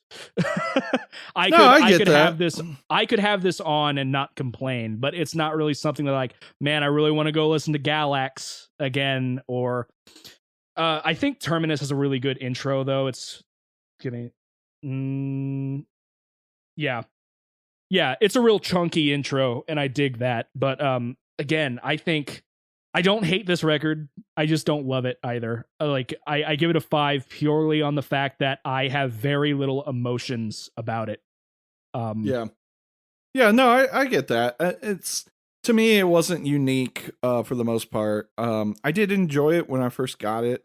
I definitely think it's something that kind of has to grow on you. Which I definitely hate saying that about albums. I've been noticing that a lot lately with certain bands, like and we'll get into it later, but the Oceans of Slumber album, I had to listen to it like 3 or 4 times. The newest one, which everyone was raving about, I had to listen to it like 4 or 5 times before I was like, yeah, no, this is good. Yeah, versus like their first album, where I was just like, oh yeah, that's perfect. But for me, it's like, I really like Galax, Erasing the Contrast, which was the first song that I heard by them that grabbed me. I was curious on what song was the one that brought you in.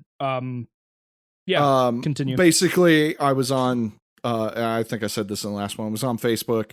I believe their Nuclear Blast had posted something. It was like, check out this new band. And I was like, all right, I'll check it out. And I listened to Erasing Contrast and was like, all right, I like, my interest was piqued. I was just like, I want to see what the rest of this is. But by no means is this like amazingly like unique or anything. It's definitely a, yeah, I see where your influences are. I feel like there is an Opethy area, but I can't remember what it is. It's definitely mostly Meshuggah with occasional tinges of Gojira, especially that part in Terminus. I do like the instrumental, This Creature Will Haunt Us Forever. It was a nice little breaking up the flow type thing, but I would say this band doesn't really bring anything super new to the table.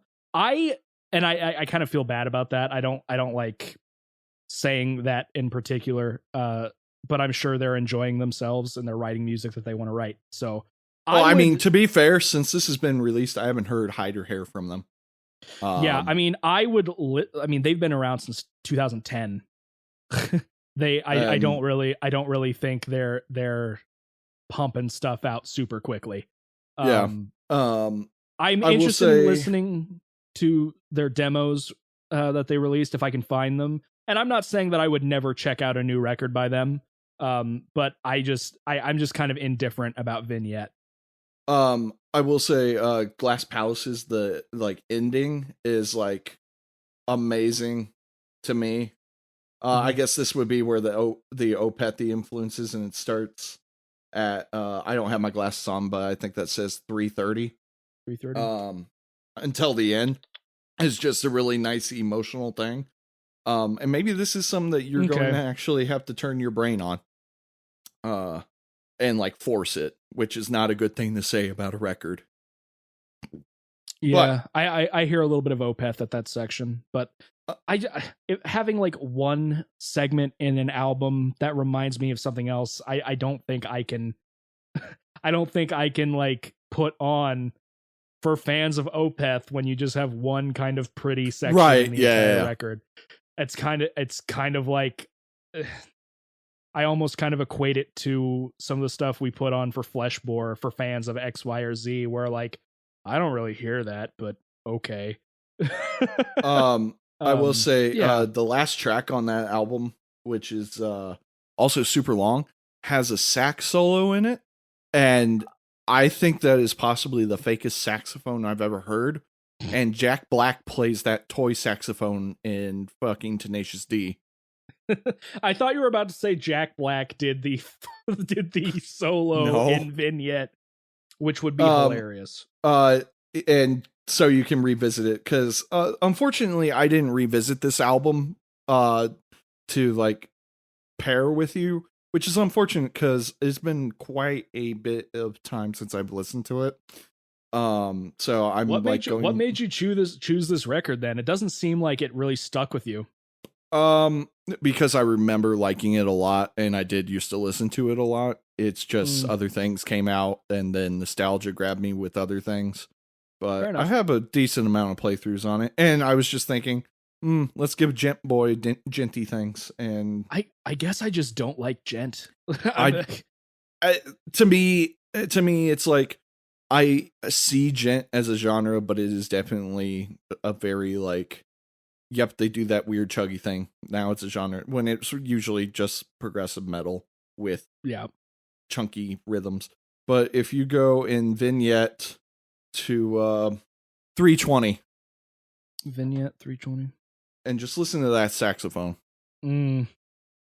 Here's the thing. I specifically turned on this song because I didn't finish it the first way through the other day, and I don't remember that being there. to really put it, like, my brain just shut down. The only thing I remember from Vignette is there's a little breakaway in the music where it sounds like they took a sample of them eating at a cafe or something. I'm like, oh yeah, I know which one you're talking about. That's kind of cool.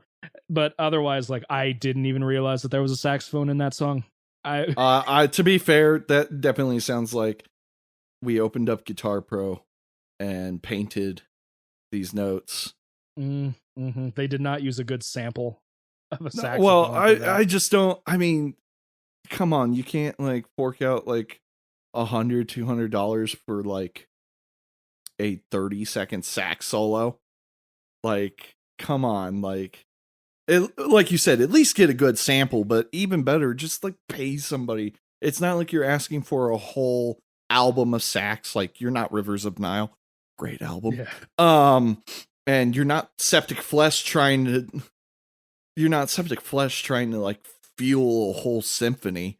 It's one dude playing a sax for $30 or 30 minutes, 30 seconds. Wow. I don't know. 30. Somebody could have done better for a $30 sax solo. Yeah, I mean, again, Jack Black, toy saxophone. Sounds better than that. Yeah, so that's all I got for Letters of the Colony. If you're really looking to like scratch a Meshuggah itch, maybe give it a listen, but I'm giving it like a 5 out of 10 simply because I don't feel anything really super positive or negative about it. It's just kind of okay. And like I said, maybe it is something that's more of a grower than a shower kind of thing, guys. Yeah. Yep. Yeah. That's the metaphor you had to go with. It is the metaphor, because I do like a lot of the stuff on here, except for Vignette. I really hate that song. Except for the cafeteria, I will give you that. That was interesting. Yeah.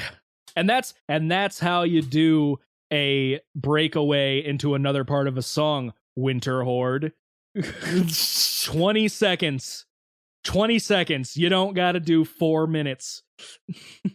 Oh dear. That's all I got. Have you checked out Maestro yet? I have not. I was trying to listen to Letters from the Colony, and then I've found like another new podcast that I really like. So I'm fair enough. Yeah, maybe I'll talk about that in our last segment. But yeah, so Letters from the Colony. It's okay. It's okay. It's there. It exists. It is there. It is there. I don't think my life has benefited from listening to it, but I don't think I've been harmed by it either. So, I guess I should go. And you decided to break the fucking mold. How dare you? Oh, well, sorry for trying to give you something new. He, folks, did not give me metal. He gave me gangsta rap. It is not gangster rap. Aesop Rock is not gangster rap. No, but he gave me trolling mother effer. He gave me hip hop. I guess would be the best way to put it. Some underground avant-garde hippity hop. Wow, giving the avant-garde label. I think that's what he's labeled as. I know he's labeled as underground. I don't know about hold on, we're on here. We're on. Oh, I'm sorry. Is this your segment? I think this is my segment. But fine, you do your stuff. I was actually just on Wikipedia trying to see what they label him as, but they don't have anything. That's weird. Yeah. So you gave me Impossible Kid by Aesop Rock. By the way, the amount of people that I told about this one, they constantly thought I was talking about ASAP Rocky. Yes. Yeah, I've run into that issue too. I'm like, no. And they're like, are you sure? I'm like, it's a white guy. And they're like, oh yeah, that is an ASAP Rocky. And he's been around way longer than ASAP Rocky. So how did I feel about Impossible Kid? Well, I'm not a fan of them hippity hops. No, actually, I really enjoyed this record quite a bit. Yes. Yeah. It reminded me of some of the stuff that I actually do like in the realm of hip hop. In terms of I really like boom bap, which is that East Coast includes all the brass and the scratchy stuff. And it's kind of chill almost. I really like that sound in hip hop. Reasons why I like this. I will say the background and instrumental stuff, there is enough going on that it doesn't feel repetitive. Right. He's got a lot of stuff going on. And this is my main complaint about rap. And obviously people that are listening to mainly just the lyrics, which is definitely what rap and hip hop is all about. That's fine. But for me, I like the entirety of the thing. And to give a terrible example, WAP, WAP. Yes. Just that background. It's the same 3-second segment the entire song. Listen to that song because I haven't. Yes, I have. Several times actually. My roommate loves it. Apparently, in terms of just pure performances, apparently it's not horribly done. But I have no interest in terms of lyrical content or anything else. Yeah, but it's from what I've listened to of it and everything, it's just the background beat is a basic drum kind of thing, and then it is a guy going, there's some hoes in this house, over and over and over and over again for 2 to 3 minutes, and I want to put a drill to my skull because Cannibal Corpse. Yeah. And one hip hop group that I do like, Black Violins. It's 2 guys, one plays viola, one plays violin, over hip hop beats. Sounds pretty cool. But they have a song, and it's really popular by them. And it's just basic background beat with a guy going, yeah, every 3 seconds. And I'm like, oh, I hit my mic. Yeah, what was that? Are you dead? I got really into that. But yeah, I don't need to hear a guy going, yeah, every 3 seconds. Change up your beat, please, for the love of God. It's the reason that I like Eminem on occasion. His beats in the background are sometimes really good. Thanks, Dr. Dre. It's all about producers. Now, there are some people that say that, so Aesop Rock has started producing his own records. He did all of Skeleton, which is the one before Impossible Kid. And he's done all of the background producing on The Impossible Kid. And there are some people that say, oh, if it's not done by Blockhead or whoever did None Shall Pass, which I'm actually going to look at right now. Yeah, Blockhead. It's not a good Aesop Rock album or whatever. I mean, I can't make an opinion on that because I didn't listen to anything besides this album.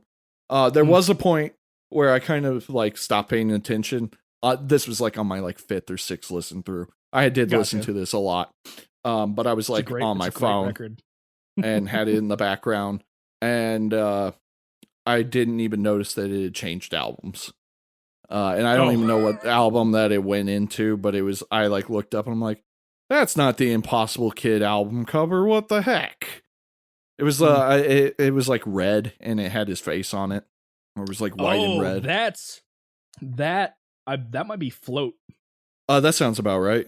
Yeah, that's one of his earliest records. I'm not a huge fan of that one just because his voice changed a lot. Yeah, but I did think it was like a different rapper when I like started paying attention because of the voice.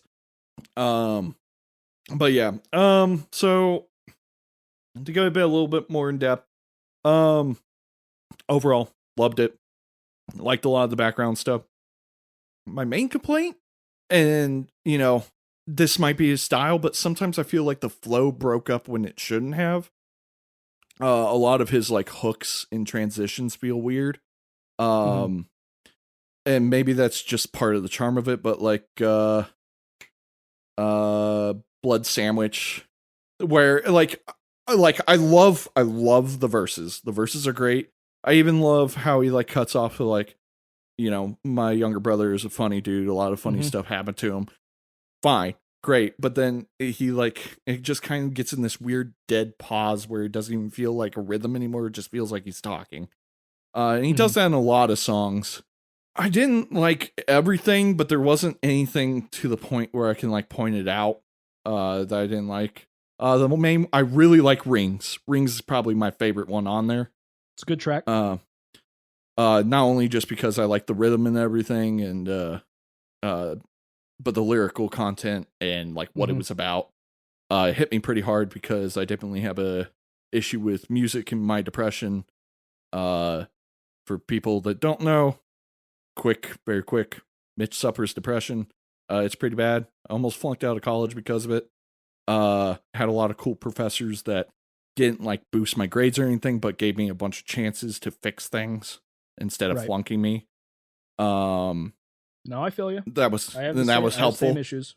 But I kind of lost motivation for music, which is really bad based on the amount of money I have sunk into it. I mean, I own 3 violins, like 2 guitars, a bass, a MIDI controller, my monitors, a didgeridoo, a theremin.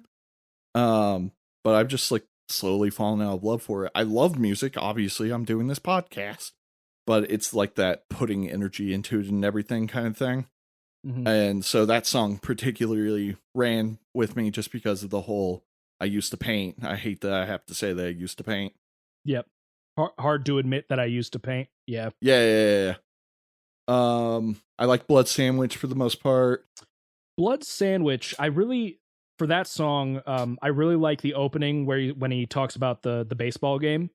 But, I kind of fall off after that. Like everything else, I'm kind of whatever. I usually skip it after that. But like the flow in the beginning, just the really fast, I'm like, I love it. Yeah, it's good. Mystery Fish is pretty good. What was it? Shrunk. I really enjoyed Shrunk.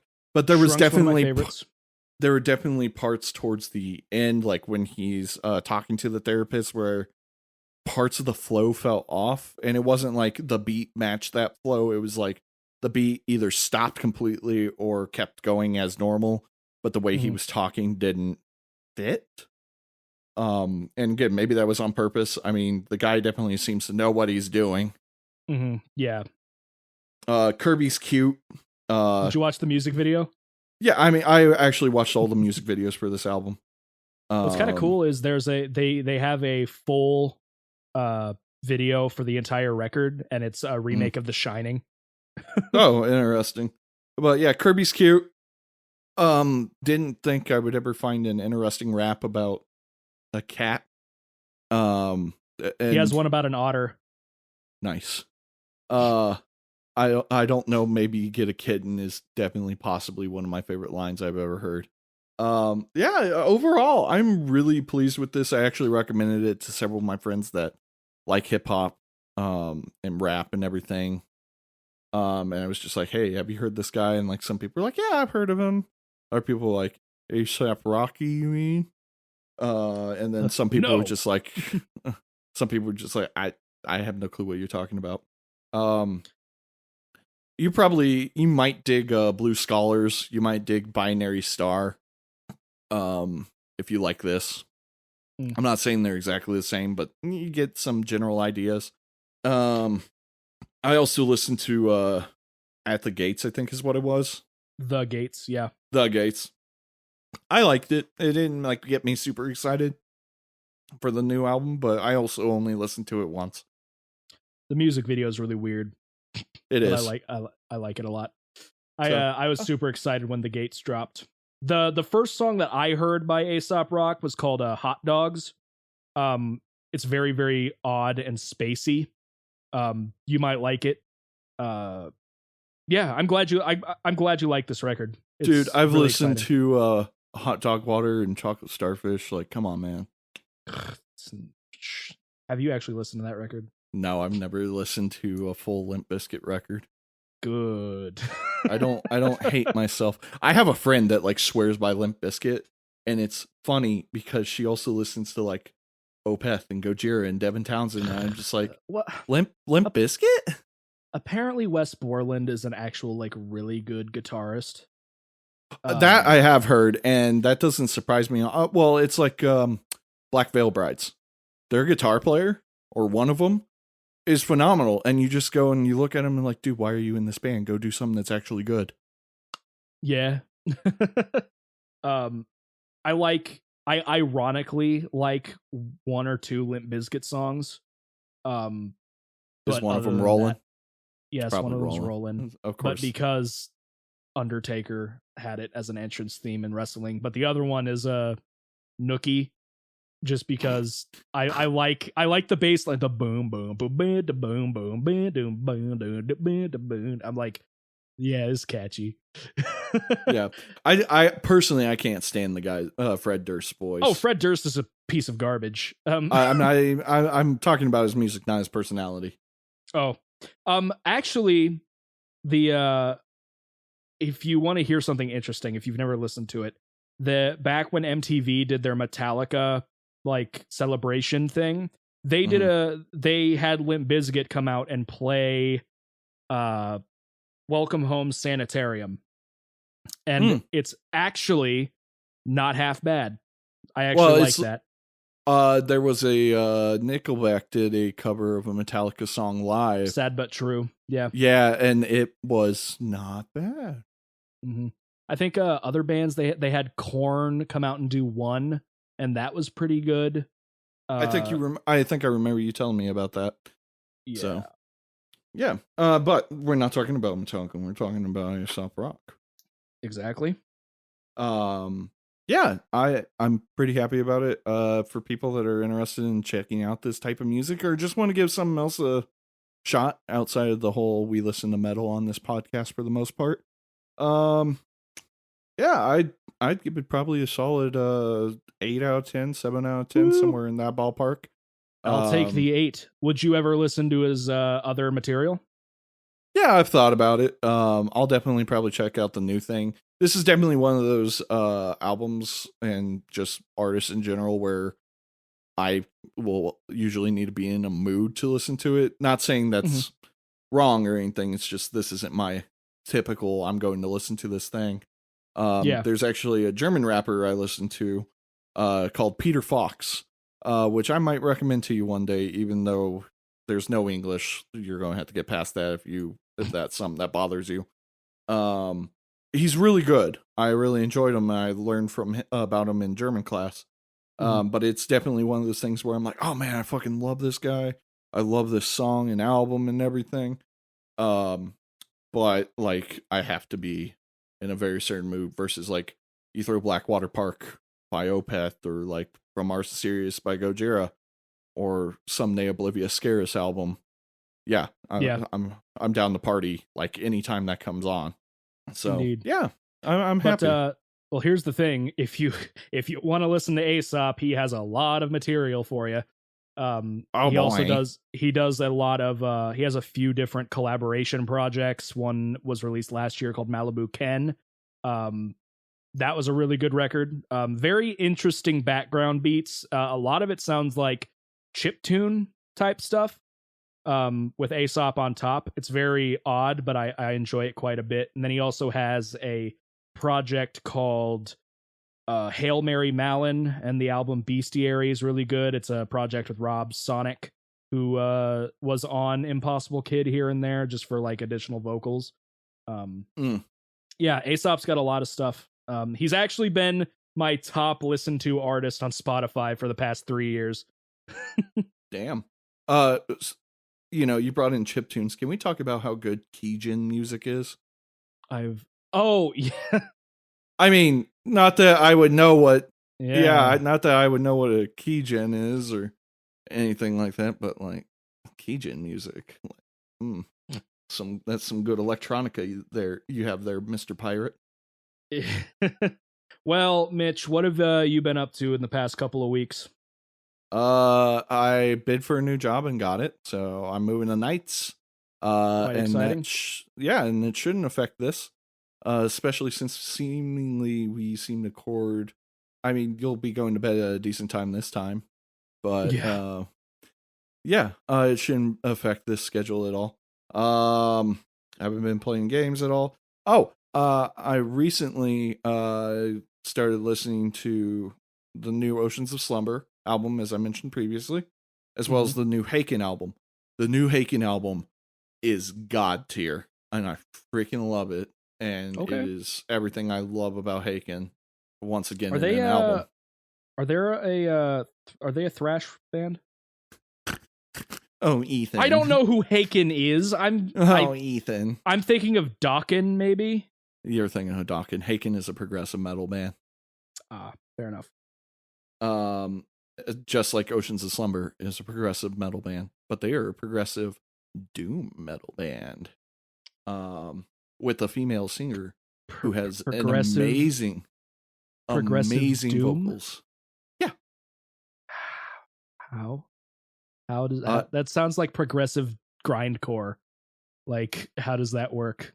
I mean, to be fair, all progressive oh man, I'm about to possibly start a war here, but I don't care. Fuck you all. I know what I'm talking about.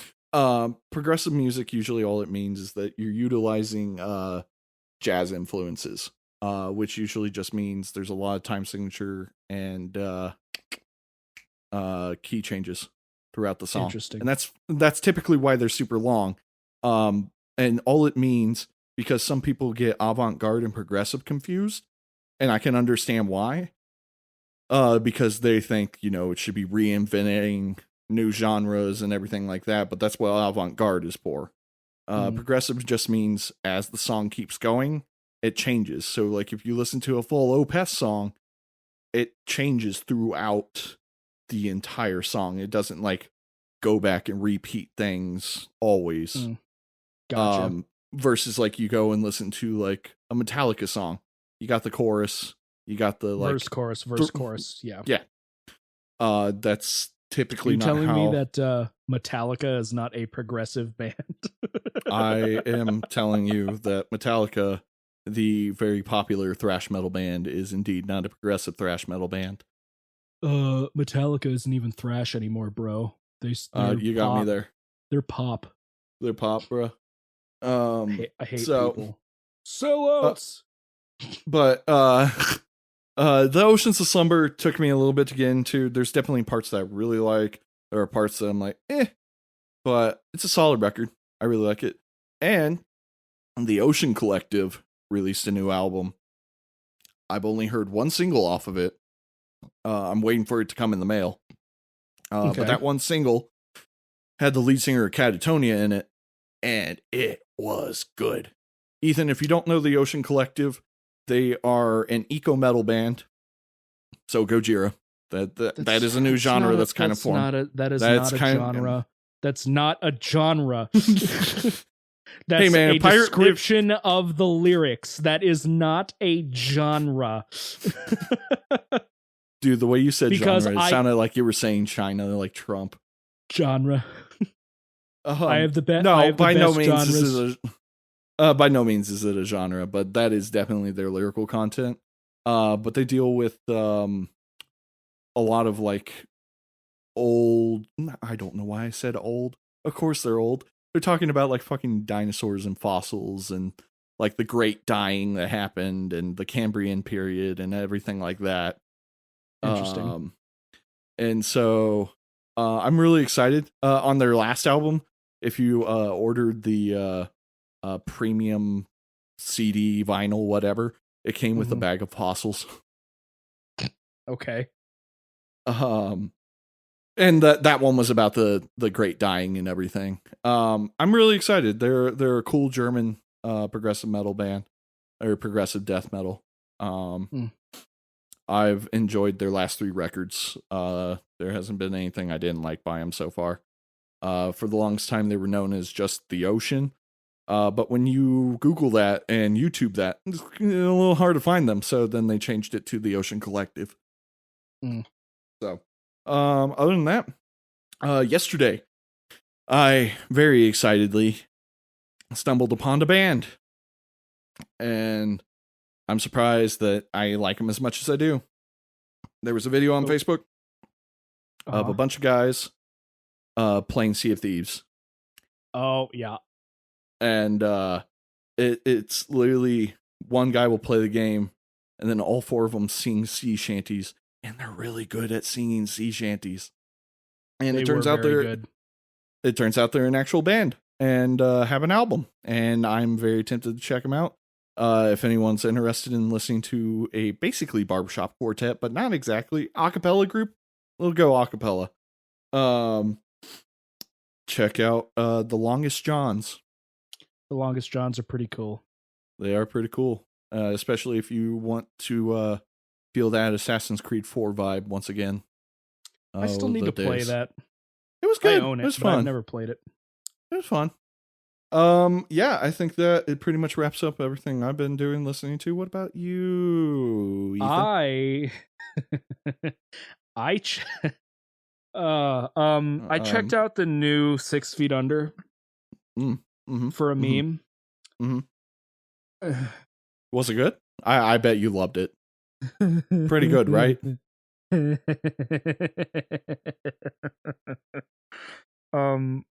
I need a live reaction from you. I don't. Do you want me to do this now? Yes, please go and pull up the song Zodiac by 6 Feet Under. Hold on, I'm going to pull it up just so I know how far in you have to listen to it. Oh, boy. Hopefully this doesn't crash our recording for the 50th time. Just do it on your phone. Oh, yeah, do. But I want the full experience, Ethan, with the headphones and everything. Now, is it spelled out 6 or is it just 6? Nah, never mind. I'll find it. You need to listen into about 45 seconds. So do you want me to skip to 45 or do you want me to listen up to that?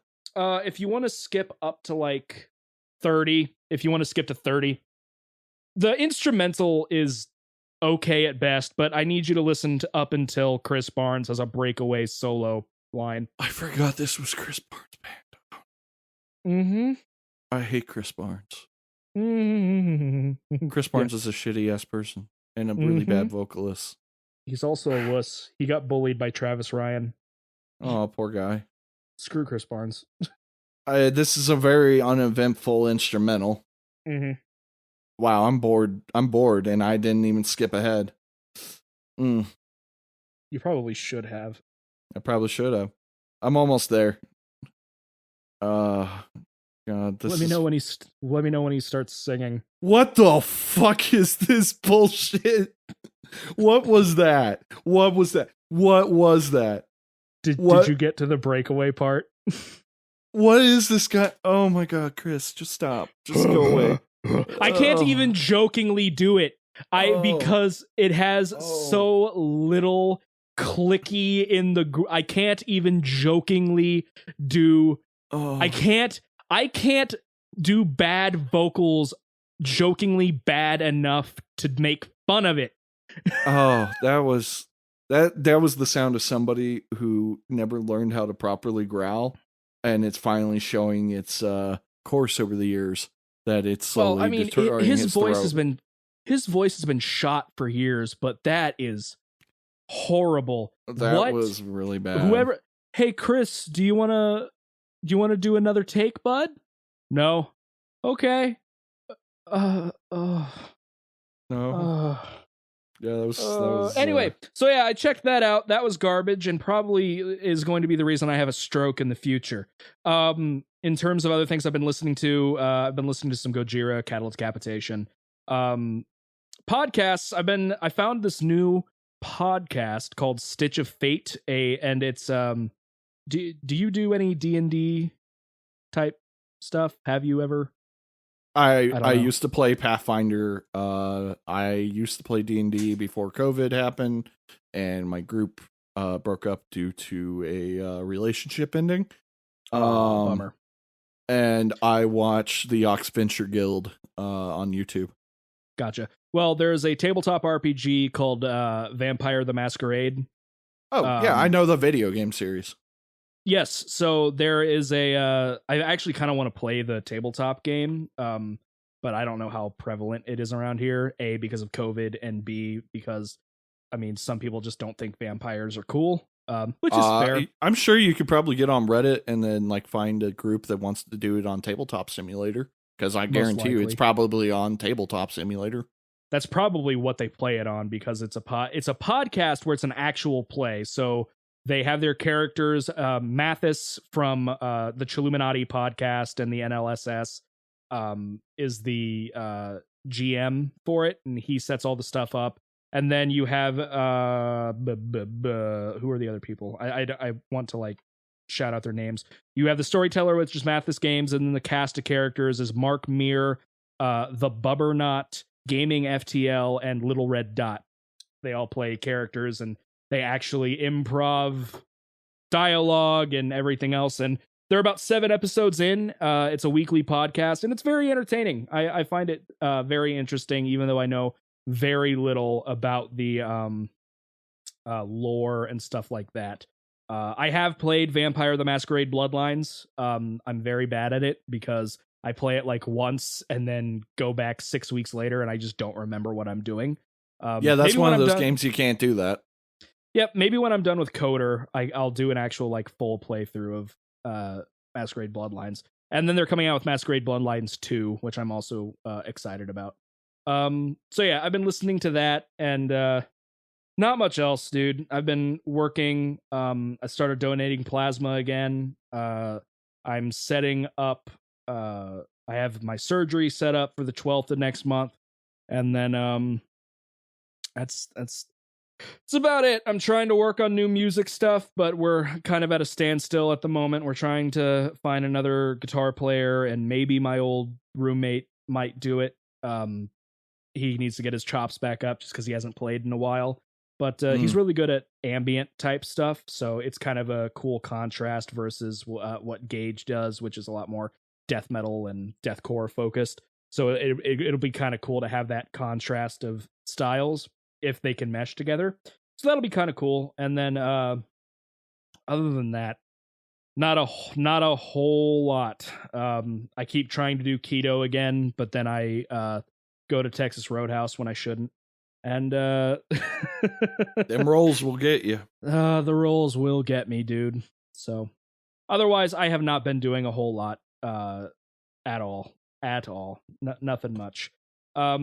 Anyway, I haven't been doing much else. Something I do want to bring up, if people are looking into like some of the music we've been suggesting for the past couple of episodes, we've realized that the host we've been using automatically converts all of our files to mono, which kind of ruins the the music we've been playing. So apologies to Being Still, For Story, and Perceive Persist, because kind of the music we've been wanting to show it's just kind of made it a little bit worse. So we're probably going to pay the extra amount at some point to do stereo, and when that happens, I will re-upload the original file so that way everything will be fixed.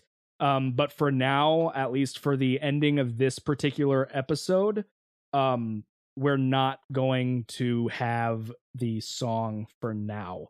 But I will name drop. For today, I recommend you guys listen to a band from Fort Wayne called The Green Leaves. For the song, their song "The Bad Place." If you guys want to check out some cool ambient slamming deathcore, is kind of what they do. And they're really, really good. I've played with them. Their vocalist is actually the vocalist for my last band now. So Michael's really, really cool. If you like the whole deathcore vibe, check out The Green Leaves and check out Fleshbore, of course, as well.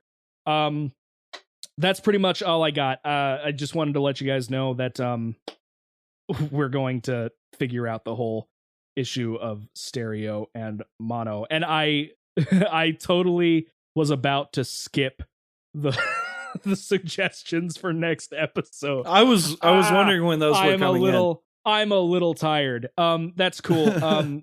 Mitchell, do you like cheese? Do you like Space Lord of the Rings? Okay, what the fuck are you trying to give me? Do you like cheesy metal? No, okay. So I have a band for you. But I do have a question for you. All of their albums are a story-driven thing, kind of. Uh-huh. So would you prefer me give you their better music, or like not that the other albums are bad, or like their starting of the story? Wait, is this Coheed? No. Oh, okay. Because that sounded like a lot about Coheed. Give me better music. Is it going to be really important that I start at the beginning of the story, whatever this is? No, okay. I was originally going to give you their most recent record, but my brother-in-law was like, give them the middle one, because they only have 3. So, have you ever listened? I keep clipping, brother. What is going on? Brother, no. Ugh. Have you ever listened to Gloryhammer? I have. Really? Have you listened to their album Space 1992, Rise of the Chaos Wizards? No, because I've listened to like one Gloryhammer song, and then I never revisited. Not because I didn't like it. Totally forgot about them.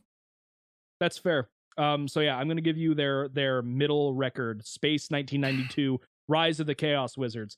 I know you don't really use Spotify, so I don't know if this is going to be the same across all mediums wherever you listen to it. But the deluxe version is the only version on Spotify, and it has the first 10 songs are the core record, but then they have symphonic only versions of the entire record after that. Oh, cool. With different names and everything. It's kind of cool. I personally, even though that's cool and I might check that on my own, for the purpose of like reviewing and everything, I will stick to the main stuff. It's like if I suggest something that has a cover or a bonus track on it, unless it's like a main part of the album, like Oceans of Slumber's Winter has a cover of Nights in White Satin on it. That's like in the middle of the album. I don't want to review that because that's somebody else's song. Right. Not the band's. Same with like instrumental extra stuff. I want the core. Yeah. You want some core? Well, here we go. I can give... No, I'm kidding. No. But yes, Gloryhammer's sophomore release, Space 1992, Rise of the Chaos Wizards. This is going to be interesting. I like it a lot. I have a couple of things that I would love you to listen to, and I have to decide. Oh, I thought you were like giving me 2 things that are like kind of short. No. Did you forget who you were talking to? Shut up. All right. To be fair, I do listen to Black Dahlia Murder, and all their records are like 30 minutes long. Okay. So I have 2 prog bands that I can make you listen to. I could also give you a Dark Tranquillity record, or I could give you a non-metal record entirely. And I haven't decided, so I think for now, why don't you use this dang old name chooser that I found? Hold on. Where's the one that I used? Is this the one that I used? Is That that is the not one the you one I used? used. It is not the Well, one I then used. why are you even talking This one about is. it? This Come on, one Willie is. G. Come on, Shut Willie G. up. Shut up. Grenderman. Hey, Your username sounds like a disease. do you even know how my username got about? Do I care? Probably not. So, you know what? Fuck you. There's that one. Why don't you give me an album I actually like this time? Oh, I'm sorry. Are you telling me you didn't like the last two? I'm kidding. Nope, fuck you. You hurt my feelings. There's that band that doesn't exist anymore. There's that band. There's that band. And oh, it picked that one. No, fuck the random generator. Chance doesn't know shit. They're not short, so I can't give you two. Okay. I'm going to give you a very snobby band. Oh God. But they're not snobby. I just love the fact that they're all Berkeley graduates. So you're either really going to appreciate this album because it is a really freaking good concept album, though you don't have to pay attention to the concept if you don't want to, or you're going to absolutely hate them. It's kind of that Devin Townsend thing where it's like you're either going to understand this and really enjoy it, or you're going to be like, wow, this is too much. I hate this. Bye. Punchline. So the sad thing is they only released one album, and I think they're on an indefinite hiatus because the band couldn't figure out the style of their second album. They also don't tour live anymore. I missed the one time that I could have seen them live. And that is Berkeley's own Native Construct. Album is Quiet Place. I think I've heard of this band. So it was either going to be this or I was going to give you Haken's The Mountain.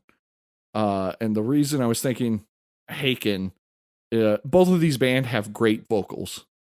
Very talented vocalist with multiple people. But my sister describes Haken as like the queen of metal. Queen, the person. Most people say that about BT Bam. I could see that. So. Okay. Quiet World by Native Construct. I feel like I've heard of this band before. Probably. I've said quite a bit about them too. They came out, and by the way, it's Quiet. Listen to you. Fair enough. I'm sorry. I mean the whole point of this. This is the whole point of this podcast is to force you to finally listen to what I tell you to listen to. That's fair. Because I don't know how many times I recommended Winter Horde, and you're like, cool. That sounds neat. I don't remember you ever recommending me Winter Horde. Well, seeing as how they're my favorite band, I find that hard to believe. It's one of my favorite bands. Anyways, yeah. So I really like this. It is definitely a play with singing musical. I guess a musical. Very proggy, crap ton of different music styles. I don't know if you're selling me on this. Well, it doesn't matter because you, for the next 2 weeks, have to listen to it or disappoint our 3 fans. Hey, I mean, we've got at least 10 people that have checked out. So each episode, only 3 listens were me. Okay. 3 listens from me. I don't even listen to the full thing. I usually just check 30 minutes to make sure it doesn't sound like garbage. Well, you don't have much faith in me. No, I don't have faith in my own voice. I also listen to see how many. Thank you. I also listen to make sure to take a tally of how many times I say fuck, because I really like that word. And I'm trying to kind of tone it down. I know purposely I did it a couple of times in this episode, but it is definitely, instead of using all the time, which is funny because I've been doing it. Sometimes I'll just say fuck. It is a comma. It is a comma. So hopefully you enjoy that and ignore my things, and if you hate it, well, you're wrong and you don't know anything about music. All right. So yes, I gave Mitchell a Gloryhammer record, Space 1992, Rise of the Chaos Wizards, and he gave me Native Construct, Quiet World for next episode. We're not going to be playing any music at the end of this one unless we change stuff. So if you come back to this and music plays, that means I've re-uploaded with the song The Bad Place by the Green Leaves. Check them out. And you can find me if you're interested in seeing social media type stuff. Instagram, MFKR Will, Twitter, WASD Gamecom, Twitch, WASD_Gamecom, where I play games on a weekly basis, except this last week at the time of recording this, because I had a job to do and didn't get a chance to stream, so sorry. Shame. Yeah, and then I upload this podcast on Goodnight Productions on YouTube. You can also check out Aninikin 2, Ethan Carpenter, it's my dumb face, and then WASD Gamecom, which is that, and of course, yada yada yada. Us on Facebook for Dist Ent Pod, and you'll find us there. I am not going to plug any of my social media. I've done it in the past, but until I get some of my life together, and actually start working on music again, I don't think it's worth plugging any of my stuff. Maybe one day I'll post one of my Gojira covers that I keep saying I'm going to do. Or you could also have people follow your Instagram for pictures of Sabbath. He is a cute boy. Okay. You know what? You got a point. He is the best of boys. He's been quietly laying in a box this entire podcast. And right it's behind been a me. long podcast. It has been a long podcast. Cubase is telling me that we are on measure 4,571 in 4/4 time at 120 beats per minute. Joy. So, my Instagram is metalviolinist_ethereal solace. Anyone that's curious why it's ethereal solace, that is my old band / solo project now that has no music except for the little diddle here and there. So he's already done more than John Cage. Anyway, let's wrap it up. My name is Ethan Carpenter. You've been listening to the Distorted Entertainment podcast. I am joined by Mitchell Wade, and go check out The Bad Place by the Green Leaves. If you're listening to this in the future, it might be playing right now. Otherwise, see you guys later. Have a good night. Later.